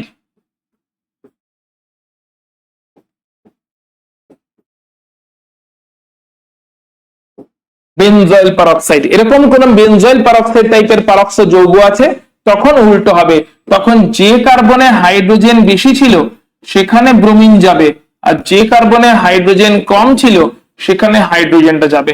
Clear? Anti Markovnikov rule বা পারঅক্সাইড এফেক্ট, এটাকে বলে খারাশ পারঅক্সাইড এফেক্ট। কি বলে? খারাশ peroxide effect, anti Markovnikov rule. অর্থাৎ মার্কনিকফে যেটা কিনা গৌণ হচ্ছিল এটাই ওখানে এখন মুখ্য হয়ে গেছে, মার্কনিকফের গৌণ যেটা ছিল ওটাই এখন মুখ্য হয়ে গেছে। ভালো করে কিন্তু এটা মাথায় ঢুকিয়ে নাও, মার্কনিকফ অ্যান্টি মার্কনিকফ খুবই ইম্পর্টেন্ট, এবং এই ইম্পর্টেন্ট রিঅ্যাকশনস এর টোটাল মেকানিজম, বারবার বলছি, রিঅ্যাকশন মেকানিজমের যে ফার্স্ট ভিডিও এসেছিল, হাইড্রোকার্বনের যে ফার্স্ট ভিডিও এসেছিল যেখানে রিঅ্যাকশন মেকানিজম ডিসকাস করা হয়েছিল, রিঅ্যাকশন মেকানিজম সেকশনে টোটাল 3টে ভিডিও আছে। রিঅ্যাকশন মেকানিজম সেকশনে প্রথমে আছে minus I effect, plus I effect, hyperconjugation, resonance, carbocation, carbanion. Second পার্টে আছে mainly SN1 reaction, SN2 reaction, electrophile, nucleophile, homolysis, heterolysis. আর থার্ড পার্ট যেটা কিনা হাইড্রোকার্বনটা যেখানে কভার করা হয়েছে সেখানে কিন্তু এই সমস্ত বিক্রিয়াগুলো আছে, electrophilic addition, Markovnikov, anti Markovnikov, electrophilic substitution যেটা কিনা বেনজিনে আছে, এবং এলিমিনেশন যেটা কিনা অ্যালকিনের প্রস্তুতির জন্য আমরা ইউজ করছি। এই সমস্ত রিঅ্যাকশন গুলো কিন্তু ইউজ করা হয়েছে, তো সেগুলো একটু খেয়াল রেখো। চলে আসছি সালফুরিক অ্যাসিড সংযোজন। সো একই রকম ভাবে মার্কনিকফ নীতি মানবে, যে কার্বনে হাইড্রোজেন বেশি আছে সেখানে হাইড্রোজেন যাবে, যে কার্বনে হাইড্রোজেন কম আছে সেখানে OSO3H এই গ্রুপটা চলে যাবে সালফুরিক অ্যাসিড থেকে। সো সালফুরিক অ্যাসিডের H যাবে হচ্ছে যেখানে হাইড্রোজেন বেশি আছে, সালফুরিক অ্যাসিডের OSO3H যাবে হচ্ছে যেখানে হাইড্রোজেন কম আছে। জল দিয়ে বয়েল করলে এই OSO3H গ্রুপটা এটা OH হয়ে যায়, দিয়ে আমরা অ্যালকোহল পেয়ে যাই। ক্লিয়ার আশা করছি? তাহলে সালফুরিক অ্যাসিডকে আমরা লিখতে পারি HOSO3H, তাই না? HOSO3H, এটাই তো sulphuric acid, H2SO4। So H2SO4 এর এই বন্ডটা ব্রেক হয়ে যাচ্ছে, H2SO4 এর এই বন্ডটা যেই ব্রেক হয়ে যাচ্ছে হাইড্রোজেন যাচ্ছে একটা কার্বনে, এই OSO3H যাচ্ছে একটা কার্বনে, হাইড্রোজেন কোথায় যাচ্ছে যেখানে হাইড্রোজেন বেশি, OSO3H কোথায় যাচ্ছে যেখানে হাইড্রোজেন কম। সো H2SO4 টাও হচ্ছে এরকম ভাবে H এবং OSO3H দুটো পার্টে বিভক্ত। OSO3H পার্টটা চার্জ মাইনাস আর হাইড্রোজেনটা চার্জ প্লাস। তাই OSO3H যেটা কিনা নেগেটিভ চার্জে আছে সেটা যাচ্ছে সেই কার্বনে যেখানে হাইড্রোজেন কম, আর হাইড্রোজেন যেটা কিনা পজিটিভ চার্জে আছে সেটা যাচ্ছে সেইখানে যেখানে হাইড্রোজেন বেশি। তাহলে পজিটিভ চার্জ যায় হাইড্রোজেন যেখানে বেশি আর নেগেটিভ চার্জ যায় হাইড্রোজেন যেখানে কম। ওকে, পরেরটা বলছে জল সংযোজন। সো জলও একই রকম ভাবে অ্যাড হবে, যে কার্বনে হাইড্রোজেন বেশি আছে সেইখানে যাবে হচ্ছে হাইড্রোজেন, আর যে কার্বনে হাইড্রোজেন কম আছে সেখানে যাবে হচ্ছে তোমার এইচটা। একই রকম সেম ওয়েতে জলটাও অ্যাড হয়ে যাবে, সেম ওয়েতে জলটাও অ্যাড হয়ে যাবে। কারেক্ট? তাহলে একটা কার্বনে যাবে হাইড্রোজেন, একটা কার্বনে যাবে হচ্ছে OH গ্রুপ, এবং যে কার্বনে হাইড্রোজেন বেশি ওই কার্বনে হাইড্রোজেন যাবে, যে কার্বনে হাইড্রোজেন কম ওখানে OH যাবে, এবং জলটাও স্প্লিট হয়ে যাবে, তারা অ্যাড হয়ে যাবে মার্কোনিকফ নীতি মেনে। অর্থাৎ জলের মাঝে H আর OH এর বন্ড ভেঙে যাবে, জলের মাঝে হচ্ছে H আর OH বন্ড আছে সেটা ভাঙবে, H প্লাস এর প্রেজেন্সে মানে অ্যাসিডের প্রেজেন্সে রিঅ্যাকশন হচ্ছে। সো জলের মাঝে H আর OH এর বন্ড ভেঙে গেল, H গেল সেইখানে যেখানে কার্বন হাইড্রোজেন বেশি, OH গেল সেখানে যেখানে হাইড্রোজেন কম। অবভিয়াসলি বুঝতেই পারছো যে কিনা প্লাস চার্জ সে যাচ্ছে হাইড্রোজেন বেশি যেখানে সেখানে, যে কিনা মাইনাস চার্জ সে যাচ্ছে যেখানে হাইড্রোজেন কম সেখানে। সবই কিন্তু এখানে মনে রাখতে হবে মার্কোনিকফ নিয়ম মেনেই চলছে।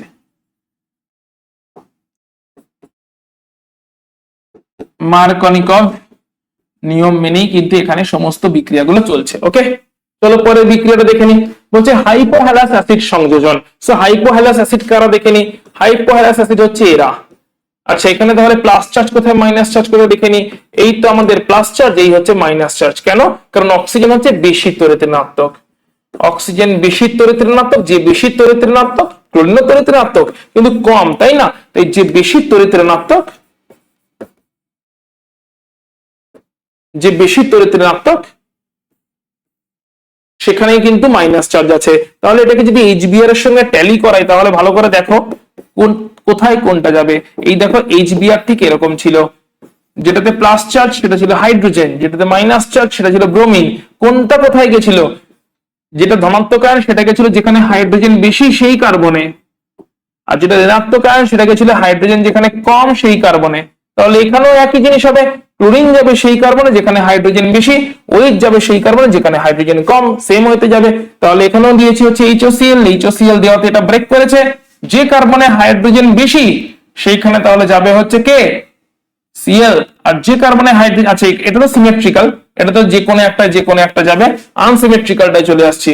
এটা তো সিমেট্রিক্যাল, এখানে যে কোনো একটা ঢুকে যাবে, কিন্তু আনসিমেট্রিক্যালটা চলে আসছে। যে কার্বনে হাইড্রোজেন বেশি সেইখানে যাবে হচ্ছে ক্লোরিন যেটা কিনা পজিটিভ চার্জ, যে কার্বনে হাইড্রোজেন কম সেখানে যাবে OH যেটা কিনা নেগেটিভ চার্জ। ক্লিয়ার হয়ে গেছে? কারণ সেরকম ভাবে HBr টাও যাচ্ছিল, HBr এর H যাচ্ছিল যেখানে হাইড্রোজেন বেশি আছে, ব্রোমিন যাচ্ছিল সেখানে যেখানে হাইড্রোজেন কম আছে, সেম ওয়েতে ক্লোরিন যাবে সেখানে যেখানে হাইড্রোজেন বেশি আছে কারণ ওটাও ধনাত্মক, আর OH যাবে সেখানে যেখানে হাইড্রোজেন কম আছে কারণ ওটাও ঋণাত্মক। তাই OH গেছে সেই কার্বনে যেখানে হাইড্রোজেন কম আছে, Cl গেছে সেই কার্বনে যেখানে হাইড্রোজেন বেশি গেছে। ঠিক একই রকম ভাবে সবগুলোই কিন্তু মার্কোনিকফ নীতি মেনেই কিন্তু হচ্ছে, মার্কোনিকফ নীতি ছাড়া এখানে আর কিচ্ছু চলছে না। বলছে এবার হাইড্রোবোরেশন ডাইবোরেনের সঙ্গে বিক্রিয়া। এখানে কি হচ্ছে, এখানে নিয়েছে হচ্ছে প্রোপিন মলিকুল, প্রোপিন মলিকুল থেকে BPH6 দেওয়া হচ্ছে THF, এটা হচ্ছে টেট্রাহাইড্রোফিউরান। টেট্রাহাইড্রোফিউরান এই মলিকুলটা হচ্ছে এক প্রকার দ্রাবক। ঠিক আছে, এটা কি কি মলিকুল? এটা দ্রাবক মলিকুল, অবশ্যই মেনশন করতে হবে এই রিঅ্যাকশনটা করতে গেলে। তাহলে প্রোপিন মলিকুলে যদি আমরা BPH6 দেওয়া হয়, BPH6 আবার কি? BPH6 হচ্ছে কিছুই না BH3 BH3 এবং এটাকে লেখা যেতে পারে দেখো BH2 আর H, ঠিক HBr সেন্সে লেখা যাচ্ছে, তাই না? তার মানে একটা কার্বনে H যাবে, একটা কার্বনে BH2 যাবে, এরকম করে তিনবার বিক্রিয়াটা হবে এবং তার ফলে আমরা এই মলিকুলটা পেয়ে যাব। কি হচ্ছে? কিচ্ছু না, এই পাই বন্ড ভাঙছে, একটা কার্বনে H যাচ্ছে, অন্য কার্বনে BH2 যাচ্ছে, সেম ওয়েতে রিঅ্যাকশন হচ্ছে। একটা কার্বনে H যাচ্ছে, অন্য কার্বনে BH2 যাচ্ছে, তাহলে একটা কার্বনে গেল H, অন্য কার্বনে গেল BH2, এবং এরকম করে তিনবার বিক্রিয়াটা হবে THF এর প্রেজেন্সে, তাহলে হয়ে যাবে CH3 CH2 CH2 whole 3b। হাইড্রোবোরেশন reaction. পরেরটা হচ্ছে অক্সিমার্কুরেশন ডিমার্কুরেশন। এখানেও কি হচ্ছে? এখানেও যখনই আমরা এই মার্কিউরিক অ্যাসিটেট এবং সঙ্গে ওয়াটার দিয়েছি এবং টিএইচএফ দিয়েছি, এই বিক্রিয়াটা করছি, তাহলে একটা কার্বনে হাইড্রোজেন যাচ্ছে আর অন্য কার্বনে যাচ্ছে হচ্ছে, একটা কার্বনে ওইচ যাচ্ছে আর অন্য কার্বনটাতে যাচ্ছে হচ্ছে বাকি গ্রুপটা, দ্যাট ইজ HgOCOCH3। একটা কার্বনে যাচ্ছে HgOCOCH3, অন্য কার্বনে চলে যাচ্ছে OH গ্রুপটা।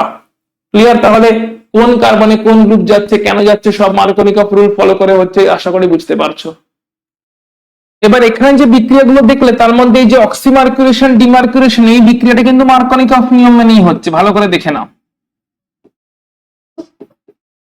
মার্কনিকফ নিয়ম মেনেই কিন্তু এই বিক্রিয়াটা হলো, কারণ এখানে ক্লিয়ারলি দেখতে পাচ্ছি যে কার্বনে হাইড্রোজেন বেশি সেখানে কিন্তু প্লাস চার্জ পোরশনটাই গেছে, আর যে কার্বনে হাইড্রোজেন কম সেখানে কিন্তু মাইনাস চার্জ পোরশনটাই গেছে, যেরকমটা মার্কনিকফে হয়ে থাকে। মার্কনিকফে কি হয়, এইচটা যেটা কিনা প্লাস চার্জ সে যায় যেখানে হাইড্রোজেন বেশি, ব্রোমিনটা যেটা কিনা মাইনাস চার্জ সেটা যায় যেখানে হাইড্রোজেন কম। কিন্তু এই যে অক্সিমার্কুরেশন ডিমার্কুরেশন, সরি, এই যে হাইড্রোবোরেশন, এই বিক্রিয়াটা কিন্তু অ্যান্টি মার্কনিকফ নিয়ম মেনে হয়, অ্যান্টি মার্কনিকফ নিয়ম মেনে হয়। মানে এখানে কিন্তু হাইড্রোজেন পারঅক্সাইড দিচ্ছি না আলাদা করে, সরি, কোনো জৈব পারঅক্সাইড দিচ্ছি না, অর্থাৎ এটা খারাস পারঅক্সাইড এফেক্ট হচ্ছে না, এটা কিন্তু অ্যান্টি মার্কনিকফ নিয়মটা মানছে। কিন্তু খারাস পারঅক্সাইড এফেক্টে কি হয়, এইচবিআর দিই এবং এইচবিআর দেওয়ার সঙ্গে পারঅক্সাইডও দিই, এখানে না তো এইচবিআর দিচ্ছি না তো পারঅক্সাইড দিচ্ছি, সেটা খারাস পারঅক্সাইড এফেক্ট এক্স্যাক্টলি নয়, কিন্তু এখানে রুলটা যেটা ফলো হচ্ছে সেটা অ্যান্টি মার্কনিকফ রুল। মানে মার্কনিকফে যা হয় এখানে ঠিক তার উল্টো ভাবে কিন্তু এই হাইড্রোবোরেশন রিঅ্যাকশনটা হয়েছে, যেখানে কিন্তু যে কার্বনে হাইড্রোজেন আছে ওই কার্বনে কিন্তু ইলেকট্রন নেগেটিভ পার্টটা গেছে, আর যে কার্বনে হাইড্রোজেন কম আছে ওইখানে হাইড্রোজেনটা গেছে, হাইড্রোজেনটা সেখানে গেছে যেখানে হাইড্রোজেন কম আছে ক্ষেত্রে, আর হাইড্রোজেনটা সেখানে মানে কেমন করে হয়েছে, ধরো এই পাই বন্ডটা ব্রেক করছে তো হাইড্রোজেনটা গেছে কিন্তু এইখানে, আর BH3 থেকে BH2 পোরশনটা গেছে কিন্তু এইখানে। এইভাবে কিন্তু তিনটে ধাপে বিক্রিয়াটা হয়েছে এবং finally CH3 CH2 CH2 boron তৈরি হয়েছে। কারণ B2H6 মানে আমরা বলতে পারি B2H6 মানে হচ্ছে BH3 আর BH3 মানে হচ্ছে HBH2। তো এই বন্ডটা ব্রেক করেছে, কিন্তু যেটা ধনাত্মক পার্ট সেটা এখন সেই কার্বনে গেছে যেখানে হাইড্রোজেন কম আছে, আর যেটা ঋণাত্মক পার্ট সেটা সেইখানে গেছে যেখানে হাইড্রোজেন বেশি আছে। তো এটা কিন্তু অ্যান্টি মার্কনিকফ রুল ফলো করেছে, তিনবার রিঅ্যাকশনটা হয়েছে, ফাইনালি আমরা টার্গেট মলিকিউল পেয়েছি। এখানে ঋণাত্মক পার্ট যেটা BH2 মাইনাস সেটা কিন্তু গেছে সেই কার্বনে যেখানে হাইড্রোজেন বেশি ছিল, আর যেটা ধনাত্মক পার্ট হাইড্রোজেন সেটা কিন্তু সেই কার্বনে গেছে যেখানে হাইড্রোজেন কম ছিল। সেটা অ্যান্টি মার্কনিকফ রুল কিন্তু ফলো করে গেল, সো খেয়াল রাখতে হবে। চলে আসছি আমরা ওজোনোলাইসিস, মোস্ট ইম্পর্টেন্ট রিঅ্যাকশন অ্যালকিনের জন্য। এখানে কি হয় ভালো করে দেখো, প্রথমে যে কোনো একটা অ্যালকিন নেওয়া হয়, ঠিক আছে, একটা অ্যালকিন জেনারেল ওয়েতে আমরা নিয়েছি যে কোনো একটা অ্যালকিন, এই অ্যালকিনে ওজোন দেওয়া হয়। কেমন করে স্টেপটা হয়, আচ্ছা এখানে মেকানিজমটা দেখানো হয়নি, এখানে তো রিঅ্যাকশনটা দেখানো আছে, আমরা আগে দেখিনি হয় কেমন করে। সো ওজোন যেই দেওয়া হয় সঙ্গে সঙ্গে প্রথমে এই বন্ডটা তো ভেঙে যায়, পুরো ডাবল বন্ড ভেঙে যায়, ডাবল বন্ড ভেঙে গিয়ে এই কার্বনগুলোর সঙ্গে অক্সিজেন গুলো জুড়ে যায়, দিয়ে তৈরি হয় ওজোনাইড কার্বনের সঙ্গে। অর্থাৎ আগে দেখো কেমন ছিল, এইখানে ডাবল বন্ড ছিল, ওই ডাবল বন্ডটা ভেঙে গেছে, ডাবল বন্ডটা ভেঙে গেছে, এই ডাবল বন্ড ছিল এটা কিন্তু ভেঙে গেছে, ঠিক আছে। এবার ডাবল বন্ড যেই ভেঙে গেছে ওজোনেরও অক্সিজেন গুলো ভেঙে গেছে, এবং এই কার্বনে একটা এরকম ভাবে, সরি দাঁড়াও,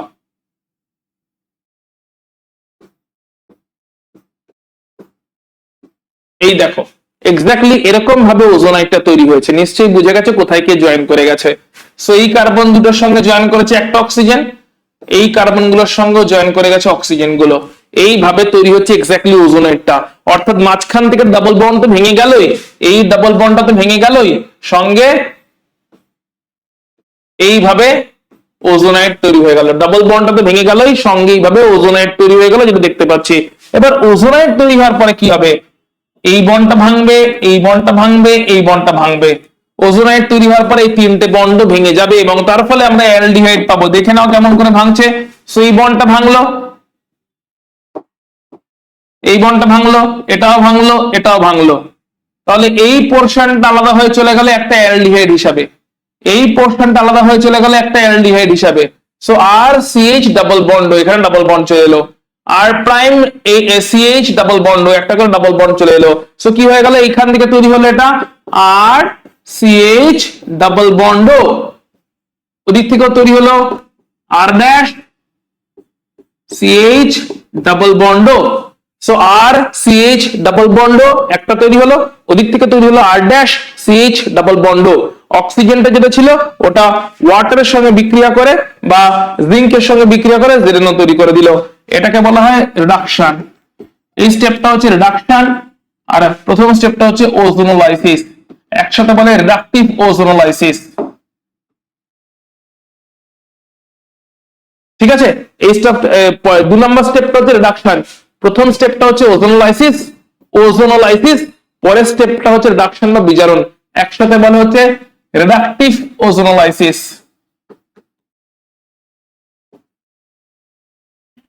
সো এই রিডাকটিভ ওজোনোলাইসিস যখন হলো তখন কি হলো, রিডাকটিভ ওজোনোলাইসিস যখন হলো তখন বেসিক্যালি ওজোনটা প্রথমে ব্রেকডাউন করলো, দিয়ে ওজোনাইড তৈরি হলো।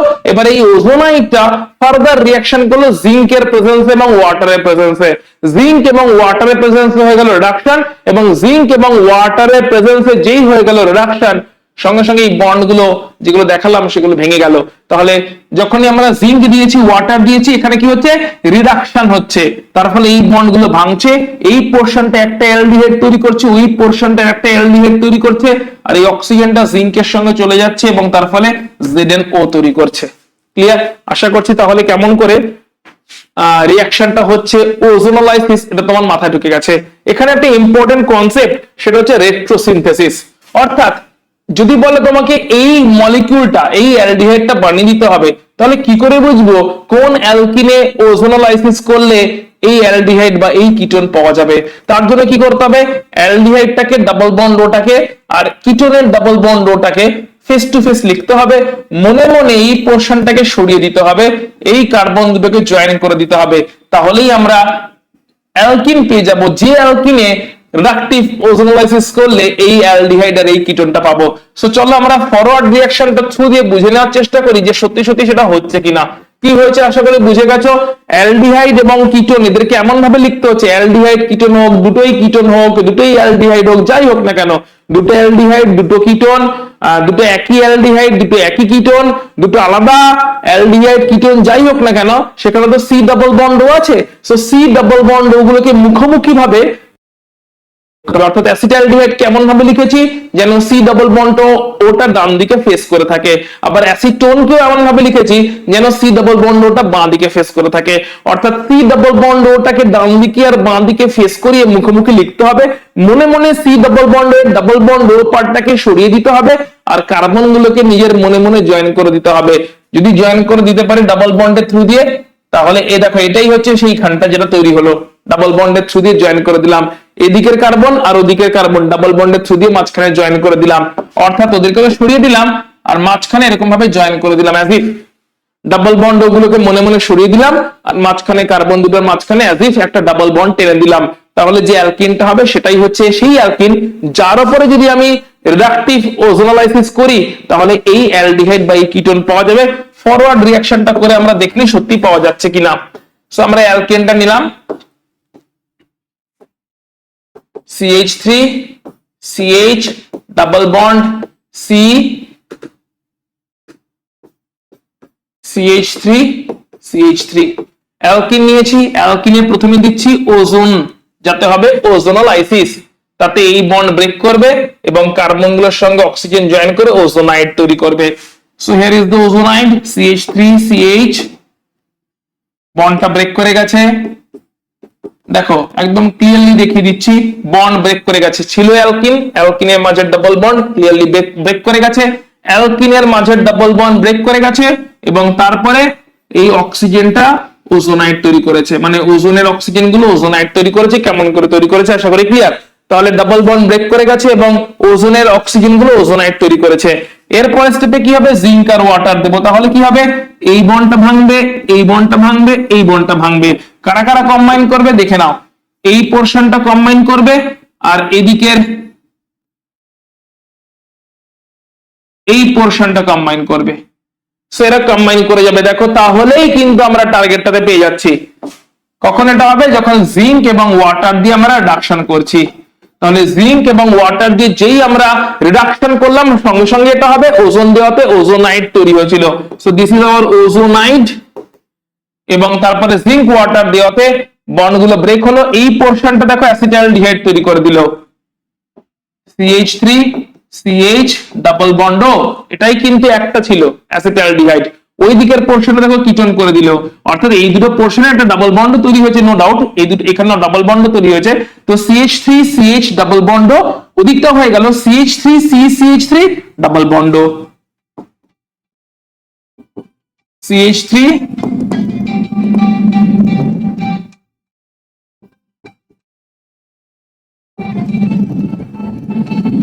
এই দেখো ক্লিয়ারলি আমরা দেখতে পাচ্ছি CH3 CH ডাবল বন্ড, আর ওদিকটাও হয়ে গেল হচ্ছে CH3 whole two C double bond. Clear?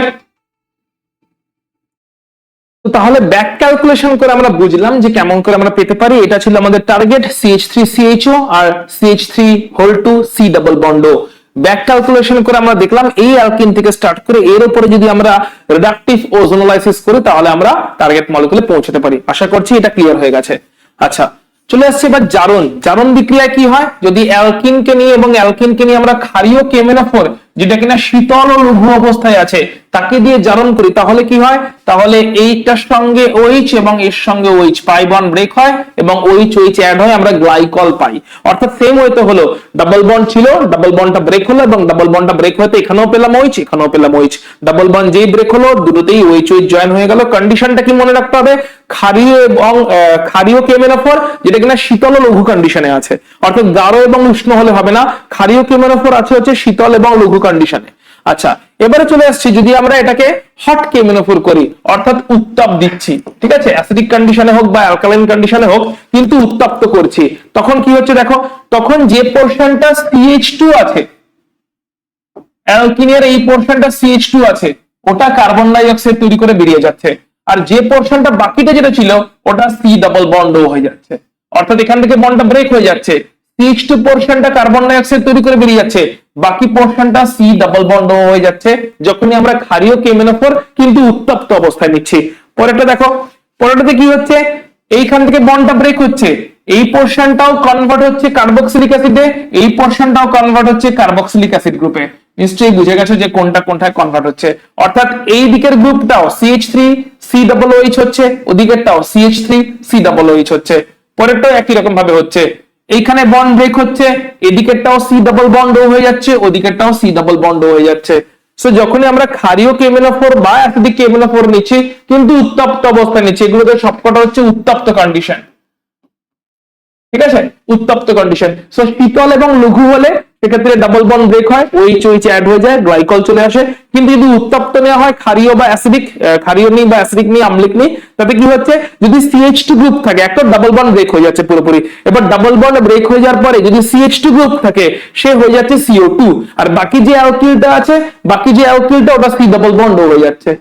কিন্তু যদি মাঝখানে ইন্টারনাল অ্যালকিন থাকে যেখানে কিনা কোনো CH2 গ্রুপ নেই, টার্মিনালে CH2OH আছে, প্রান্তীয়তে যদি থাকে CH2 আছে, কিন্তু ইন্টারনাল অ্যালকিনে তো কোনো CH2 গ্রুপ নেই, বন্ডটা ব্রেক হবে এবং দুটোই কার্বক্সিলিক অ্যাসিডে পরিণত হবে। লেফটেরটাও কার্বক্সিলিক অ্যাসিড হবে CH3COH, রাইটেরটাও কার্বক্সিলিক অ্যাসিড হবে CH3COH। যদি এরকম গ্রুপ থাকে তাহলে সেক্ষেত্রে লেফটেরটাও C ডাবল বন্ড হবে, রাইটেরটাও C ডাবল বন্ড হবে। অর্থাৎ এরকম ভাবে আমরা জারণগুলো দেখতে পেলাম এবং অ্যালকিনের সমস্ত মেজর রিঅ্যাকশনস আমাদের এখানে শেষ হচ্ছে। অ্যালকিনের সমস্ত রকমের রিঅ্যাকশনস, প্রিপারেশন, ভৌত ধর্ম, মেকানিজমস সবটা আমরা ডিটেইলস এখানে শেষ করলাম। অ্যালকিনের ক্লাস এখানে তাহলে আমাদের শেষ হচ্ছে। এরপরে থাকছে আমাদের অ্যালকাইনের ক্লাস। অ্যালকাইনের ক্লাসের জন্য তোমরা আপডেটেড রেখো, চ্যানেলকে সাবস্ক্রাইব করে রেখো, কারণ খুব শীঘ্রই আসবে অ্যালকাইনের ক্লাস এবং তারপরেই চলে আসবে বেনজিনের ক্লাস। তাহলে অ্যালকিনের ক্লাসকে এখানে শেষ করছি, খুব শীঘ্রই দেখা হচ্ছে অ্যালকাইন এবং বেনজিনের ক্লাসে।